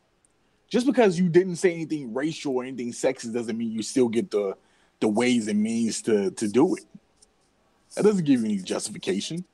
In fact, that makes you look even more like a loser because you're stalking somebody on a platform where they come to play games and put on a show and put on entertainment for people, bro. It's whack. It's whack.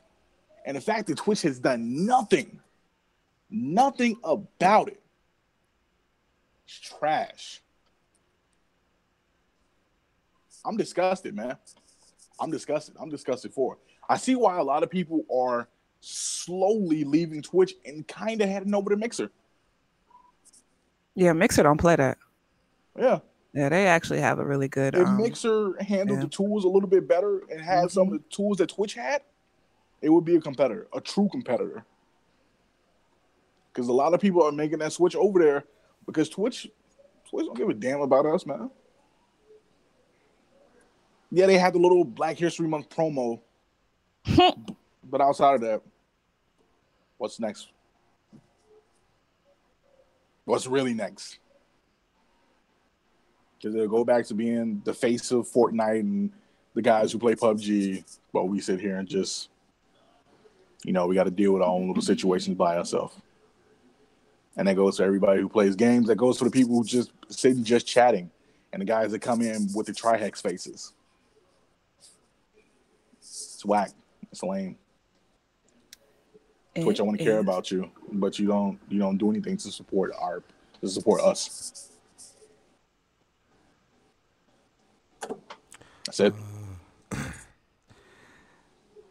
Demi Luther King out here, man. No, that's Demi X. Demi X. Ian. Speak. Go ahead. Speak. You know how you feel about the. I don't know if you want to speak on this or not, but if you don't, I understand. But you know, let us know how you feel about this, man. Yeah. Well, I think that black people should get more help.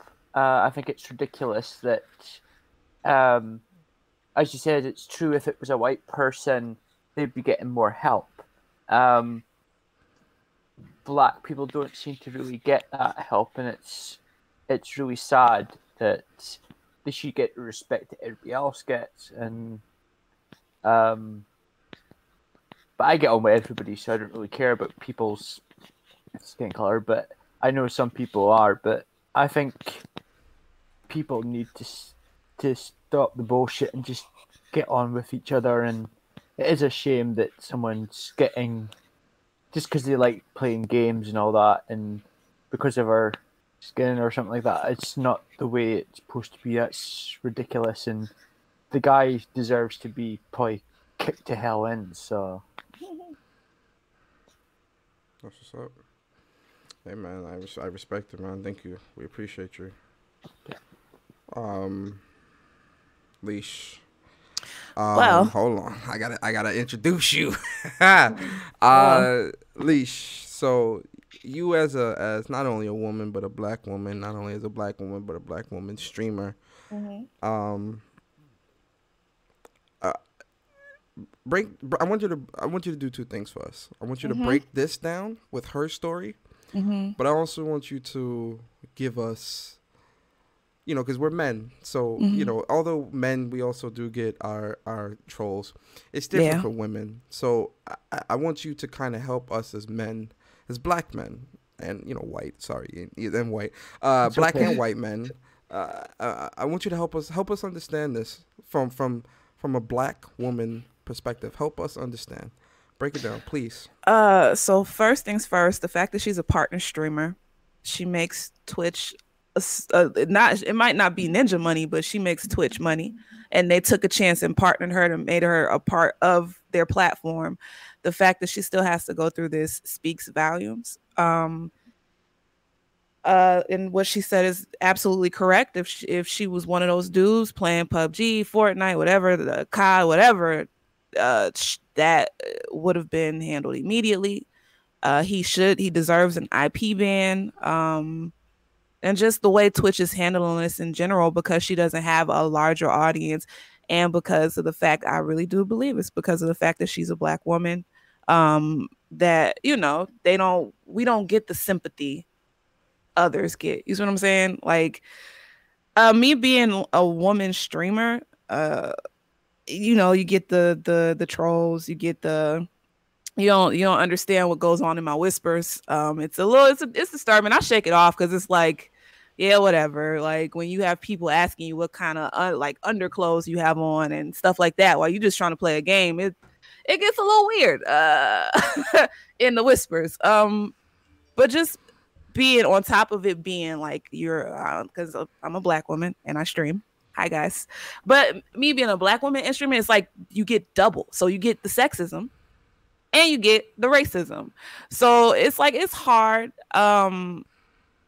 It's just, I don't know. Like, I don't know how to explain it to y'all because y'all will never like have to go through it. And it's just like an everyday thing. And a lot of stuff that we have, like, I shake it off. Like, I'm not the type of person who like goes on these like tirades or rampages and stuff like that. Like, me as a person, like if I see something, if it doesn't affect my money, if it doesn't affect like,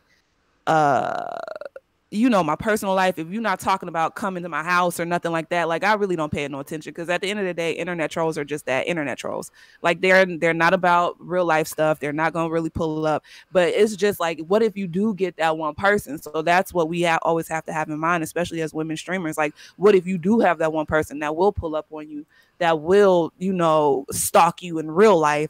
So you always have to have like that caution and take that extra care, because what he's doing, I think he even made I read some of the I read the article, but I also think, like, because I follow her on Twitter, and I think he's made like threats to either come see her or something like that. Like, and I've had that before where people are like, "Oh, I know you live in Georgia, blah blah blah." I'm like, "Yeah, everybody knows I live in Georgia. So what? Like, all of this is public information. Like, I mean, they do it to get a rise out of you, for the most part, and if they can't get that rise, they just continue. But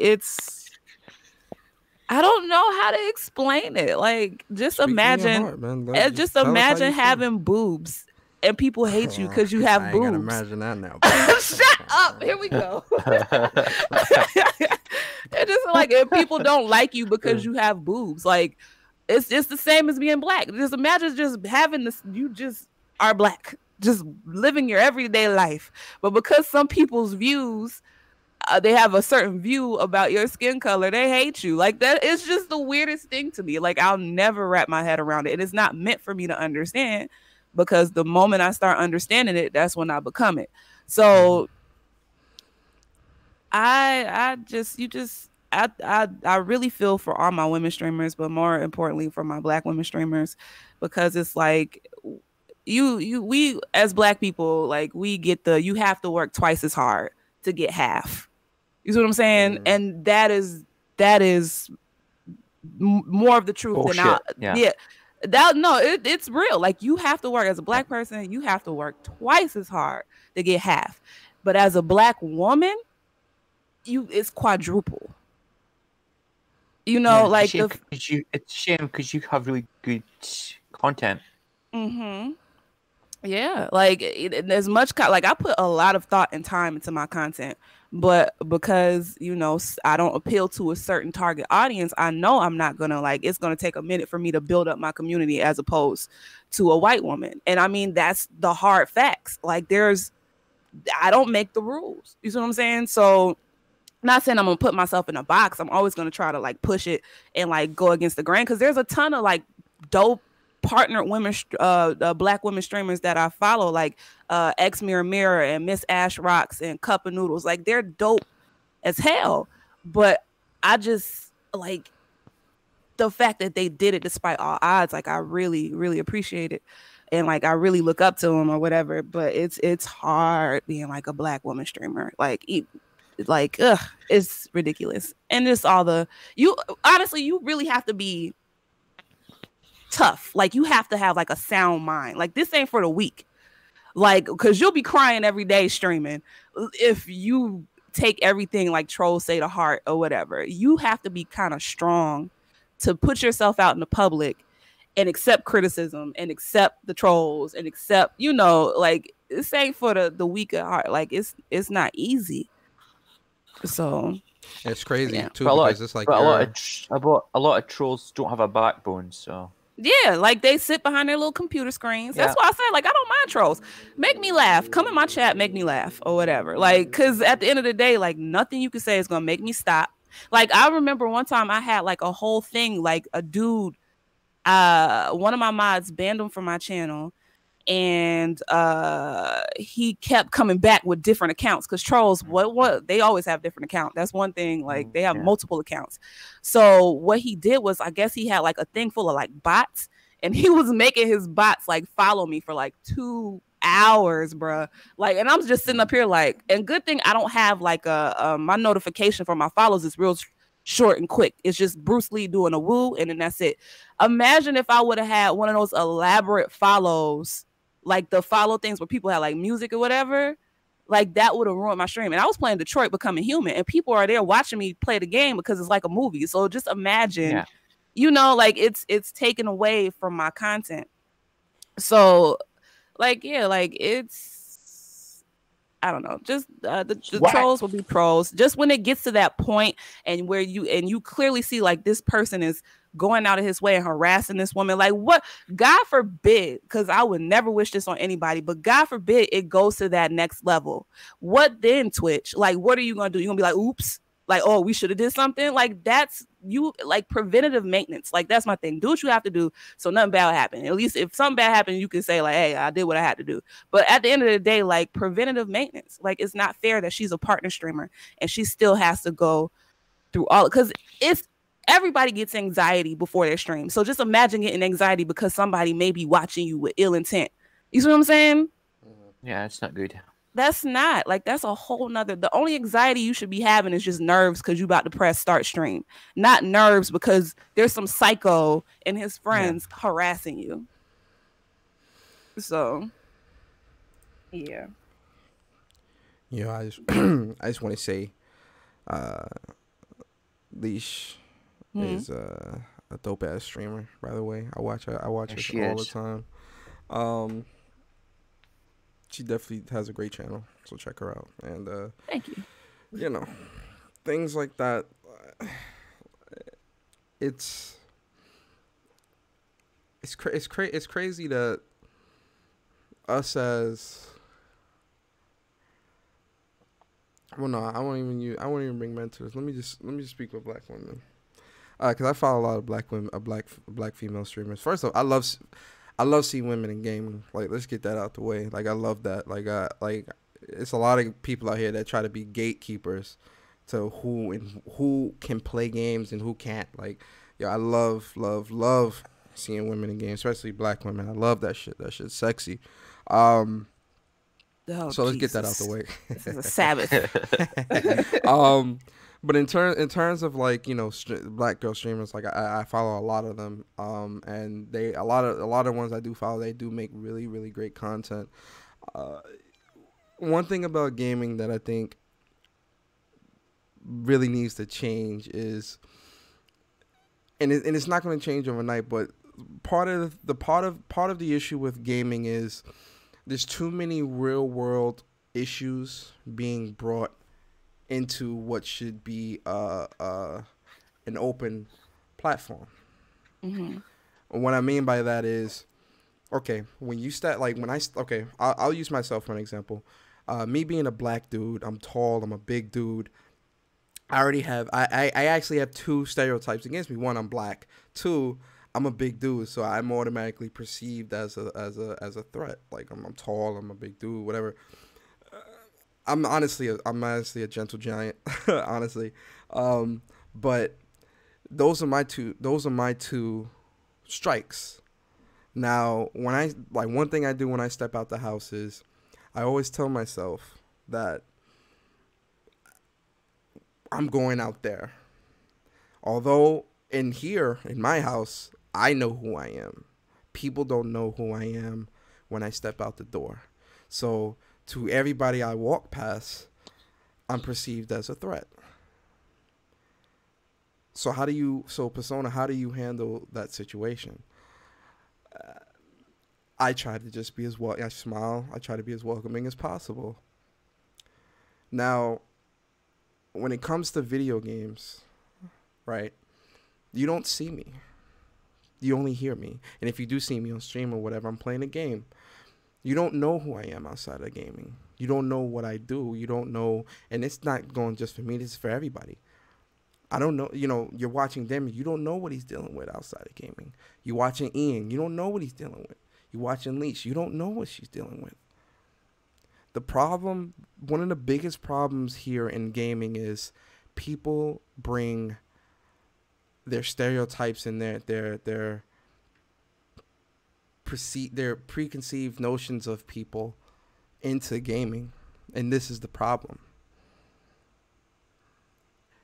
Just because a woman is playing games, one of the things that trolls like to say the most, you know, chick, you got to go back to the kitchen or whatever. That's one thing that's been said in gaming since we could play games online. Why is that stereotype being brought into an environment that's meant to be for everybody? Gaming is for everybody. Because what was, let's go back to the history of gaming. Playing video games was naturally supposed to be something that people that couldn't go out and live this crazy high life, gaming is a more affordable way of enjoying things.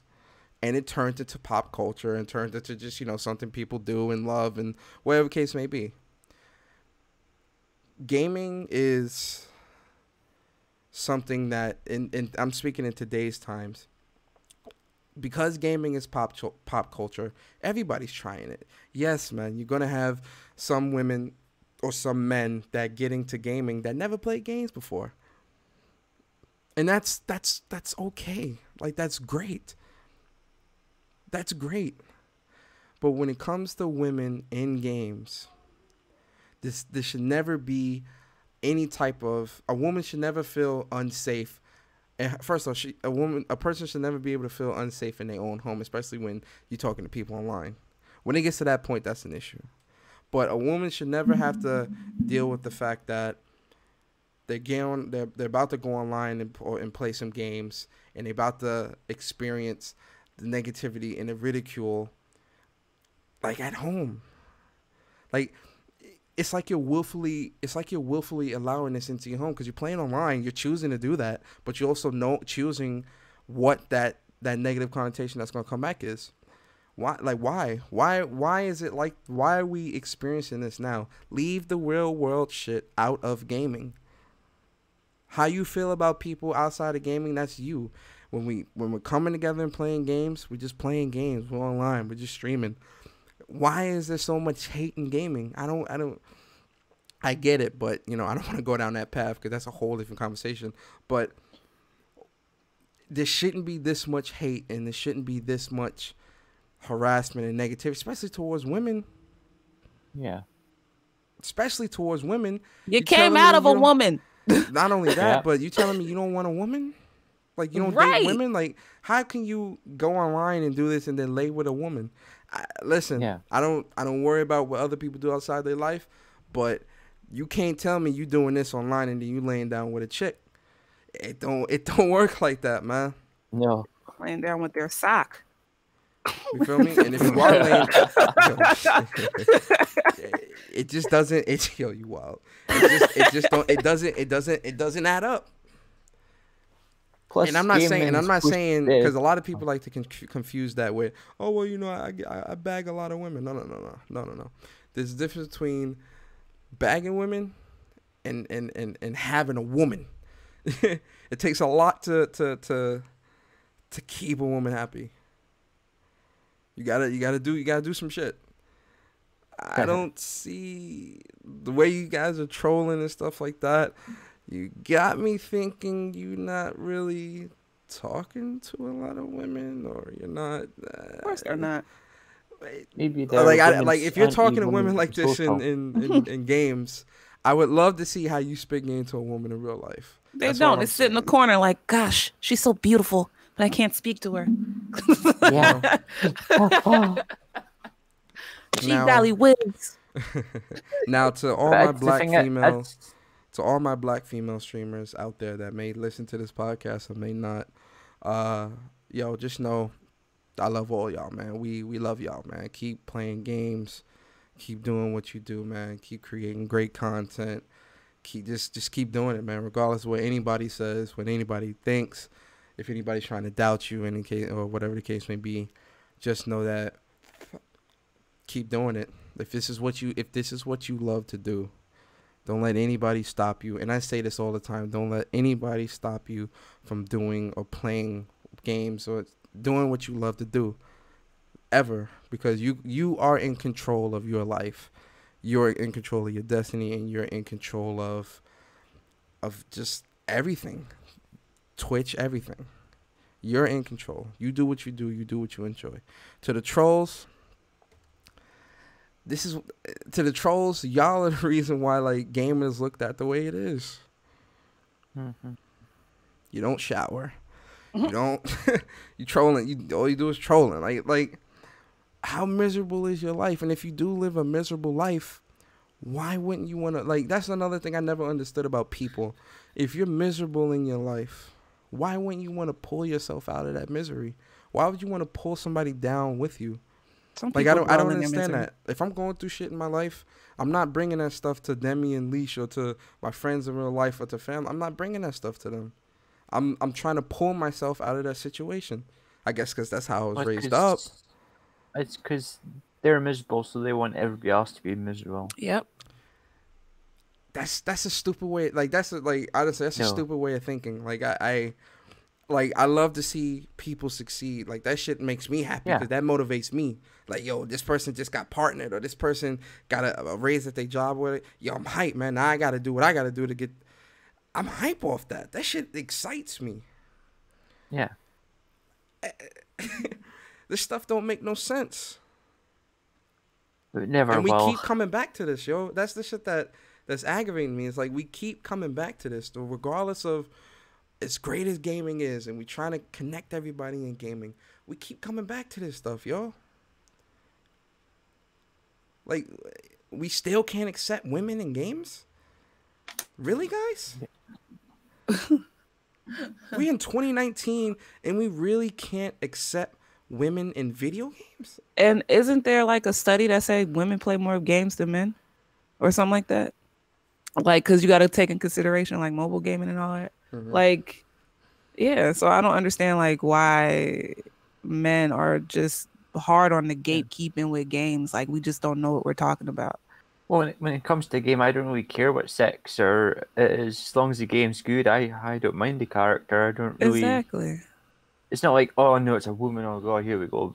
You don't think like that. It's, oh, this game's good and the character's good, and it shouldn't care if they're man or female. I prefer playing as a female anyway, but I don't understand this thing about females in games. It's just so sad. Yeah. Yeah, I don't get it, man. Like I said, to all the women, it's not meant for you to understand. It's not meant for you to understand. All the black women gamers, y'all are appreciated, okay? The MOG crew, and I'm sure Ian as well. The MOG and Friends crew, we appreciate y'all, all of you. Keep doing what you do. Keep playing these games. Keep doing the great work. Exactly. Aww. Keeping people entertained. Fact. Especially Leash. Yo, listen, guys, if y'all ain't following Leash, man, that's a dope ass streamer, man. She's awesome. She is awesome. Thank you. She gassed up. Let me take that back, man. Stop. I'm not gassed. Right now. I'm sitting up here cringing because compliments hurt. She up there gassing, cheesing. She blushing like hell. I know I am blushing. I'm bashful as shit. But yeah, let's get into these outros, man. Let's get some positivity out here. Yo, guys, man, this is our show, man. Do anybody want to add anything else on the discussion before we get into the outro? So we no, it's so much we could talk about, but it'll take like a whole day. It's so like we can do a whole podcast just dedicated. Actually, there is a podcast that I'm still in the planning stages, but I did it before with Nia, Timbo. Shout out to Timbo, Jaleesa, me, Demi. We did a podcast. It's called Nerds at the Round Table, where we had like girl gamers kind of talk about their gaming lives, and you know, it was like a question of, you know, why do nerdy men can't get women or whatever. So just the perspective of nerdy girls, and kind of just it was dope. But I think it's time for another one. I definitely want Leash on there. Give her thoughts and kind of break that down. That's definitely gonna happen pretty soon. So yeah, definitely wait for that. But let's get into the outros, man. Starting with Ian. Again, Ian's a dope person. Definitely glad Ian could come through to the podcast. Ian, please give us your outro, man. Yes, Ian had a good time. It's always nice to be with real gamers, and I hope everybody enjoyed their times. And yeah, keep watching these people because they're really good and give good facts. And yeah, keep watching. Thank you so much, man. We really appreciate that. It was definitely good to have Ian on the show. Dave, make sure you guys follow him on Twitter. The link to his Twitter is in the description. Ian, I don't know if you don't have a YouTube channel or nothing like that. I couldn't find. I'm going to be starting one up. Okay, start that up, man. Get some content out here, man. Yeah. Support you, man. Definitely, so definitely follow Ian. He's gonna be having a YouTube channel soon, so definitely you want to check that out. So make sure you guys are following him on Twitter so you don't miss out on none of that good content. Once I'm full time in the States, yeah. Okay, that'll cool. be up. Awesome. Then we got the MOG crew, man. Again, without MOG, without the crew, we would not be MOG would not be what it is, man. Starting with Demi, your Demi bro, MOG gods in the building. Demi, give us your outro. Whoa. You gotta let Leash go. Oh, that's right. Yo, I messed up the order. What am I doing here? Yo, hold on. That's an L on my part. We're gonna put an L right there. Ladies first. Ooh, ladies first. and last and only lady of MOG, uh, Miss Leash Capiche, please. Miss Leash Capiche, give us your outro. Hi guys, it's me, Leash Capiche. Hey, ka-chow. Hi. I feel like I haven't said ka-chow in so long. You have it? Let's I keep have that it. It comes out every once in a while, but I really haven't been all extra ka-chowy lately. But yeah, of course, y'all know I stream Saturdays through Tuesdays. Tonight, since Lucas, I haven't been playing Dead by Daylight with Lucas. I'm playing Dead by Daylight tonight. I said I was gonna finish Resident Evil 7, but I could just do that. I don't want to do that tomorrow because it's Super Bowl, so I'm not streaming tomorrow. Shoot. So I will be finishing Resident Evil 7 because I think I'm at the last part on Monday, and then Tuesday I'll probably find something else to play or go with my default, which is Dead by Daylight. I know. Since I'm missing Sunday, I might do a Wednesday stream. I'll see. I'll think about it. But yeah, that's it. I start anywhere. I have a window, so I start anywhere between 10:30 to 11:30 Eastern Standard Time. Yeah, so whenever I go live, I normally shoot out like notification on Twitter and on Instagram. So follow me on there if you don't. It's Leash Capiche with an underscore on Twitter. On Instagram, because my Instagram, my IG be popping, is Leash Capiche. So follow me there. Yeah, and that's it. Like I said, I have a whole bunch. I'm brainstorming right now, trying to think of like different things that I'm doing, like that I want to add to my channel. Probably thinking about revamping my YouTube. So there's that. So yeah, so just stay on the lookout for all of that stuff. I know. And yeah, that's it. That's all I got. Definitely check out Leash. All her links are in the description if you're watching us on YouTube. Definitely check out her channel. Yo, we got MOG gods in the building. We got the MOG boys out here. Yo, Demi. Okay. That's why he wanted to go last. Let's skip it, bro. You give us your outro, bro. Howdy, everyone. Thank you for coming by the episode today. Thank you for coming by the podcast. Big shout out to our guest, Ian. Big daps. Thank you for coming on by, man. No problem. Hopefully, you get the YouTube channel started. We'll come by and support you and uplift you. Hey. Now, for you people, come by the Twitter, come by the Instagram, come by the Twitch, Demigod Reviews, all of that. I'm putting more Resident Evil episodes on YouTube today. I'll have an Anthem breakdown, and I will also have the best and worst levels that we played on Dreams hitting the YouTube channel today also. Also, we're streaming more Anthem on Twitch, Demigod Reviews, and we're playing more RE2 at 8 o'clock Central. Come by. Have a good time. It's going to be fun. I got stuck fighting Mr. X, and I'm kind of in one room, and I have to pull off a magical escape to make this happen. But we're going to do it, guys. We're going to do it. So come on by, man. I got content coming up on YouTube for days. I got content coming up on Twitch for days. Show some love, show some support. And I got some stuff I want to announce today when I finally make the logo. So just be on the lookout on my Twitter, Instagram, and I'll see you guys in the next. It's a great episode, and I had a great time. Yeah, definitely. Like, one of the hardest working content creators I know. Reviewers. Demigod Reviews, man. Definitely support his content, man. All his links are in the description. Make sure you guys check him out. As for me, man, you guys know who I am, man. Persona of Gaming with Persona. Make sure you follow the Twitch and YouTube channels, all Gaming with Persona. Follow me on Twitter at Persona_mod. And make sure MOG, M-O-G, MOG. And make sure you guys check out make sure you guys follow us, our official MOG and Friends Twitter as well at MOG and Friends. Make sure you guys follow us on Instagram. Links in the description. And also make sure you join the Discord, man. The MOG Discord. The link is in the description if you guys are watching on YouTube as well. Or you can go to the MOG and Friends Twitter, and the link to the Discord is there as well. We're a real chill community, man. It's safe for anybody that's worried about that, man. There's no trolls. We all are real cool, man. We talk games, talk all types of stuff. It's a real peaceful, real cool community. It's not too crazy. So definitely make sure you guys join the Discord. We love to have you guys.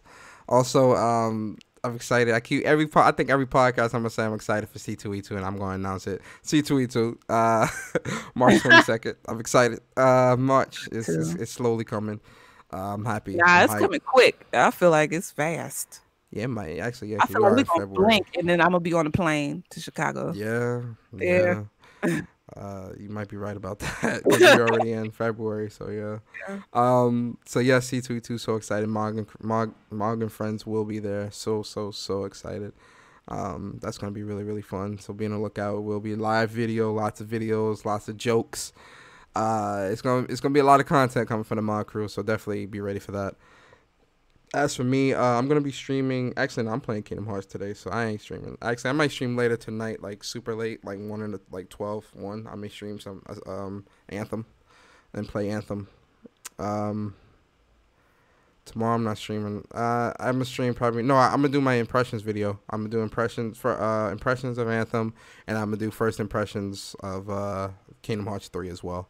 Because I kind of gave Kingdom Hearts a little tiny break. Because I you want to savor the moment when you're playing Kingdom Hearts. This week I'm gonna be streaming. If I beat Kingdom Hearts by Monday night ish, then Tuesday I'm gonna start my Resident Evil 2 stream. I'm going for the platinum in that as well, so I'm gonna be doing hardcore streams. So it's gonna be all one stream, but I'm gonna do they'll be titled properly. So Claire's playthrough, Leon's A, B scenario, all that stuff. I'll start my Resident Evil 2 stream this week as well. Depends when I beat in platinum Kingdom Hearts. I'm going for the platinum in that. Also, when I do beat Kingdom Hearts the first time, the second play. Actually, no. Okay, scratch that. The second playthrough I'm gonna do right after I beat Kingdom Hearts, so that'll be the platinum playthrough on stream. So I'll stream Kingdom Hearts probably this week if I beat it. Yeah, if I beat it like Monday or Tuesday, I'll start streaming the second playthrough this week, and then right after Kingdom Hearts will be Resident Evil 2, and then after RE2 it'll be Anthem. A lot of things are in the works. Like I'm in the hibernation stage of the channels and things like that. But a lot of great things coming. And yeah, that's it, man. Make sure you guys follow everybody here. We really do appreciate you guys for coming through, man. It's been another Saturday morning. Oh, also check out TOA. All the links are in the description as well. Also, Plus Unblocked Podcast every Tuesday. Upchuck Gaming, link is in the description as well. It's been another Saturday morning. You guys started your mornings off right with the Mod crew. We really do appreciate you guys for coming through, man. We can't wait to chill with you guys again next week, Saturday. Same time, same place, same crew. And we out of here. Peace. Enjoy the rest of your day.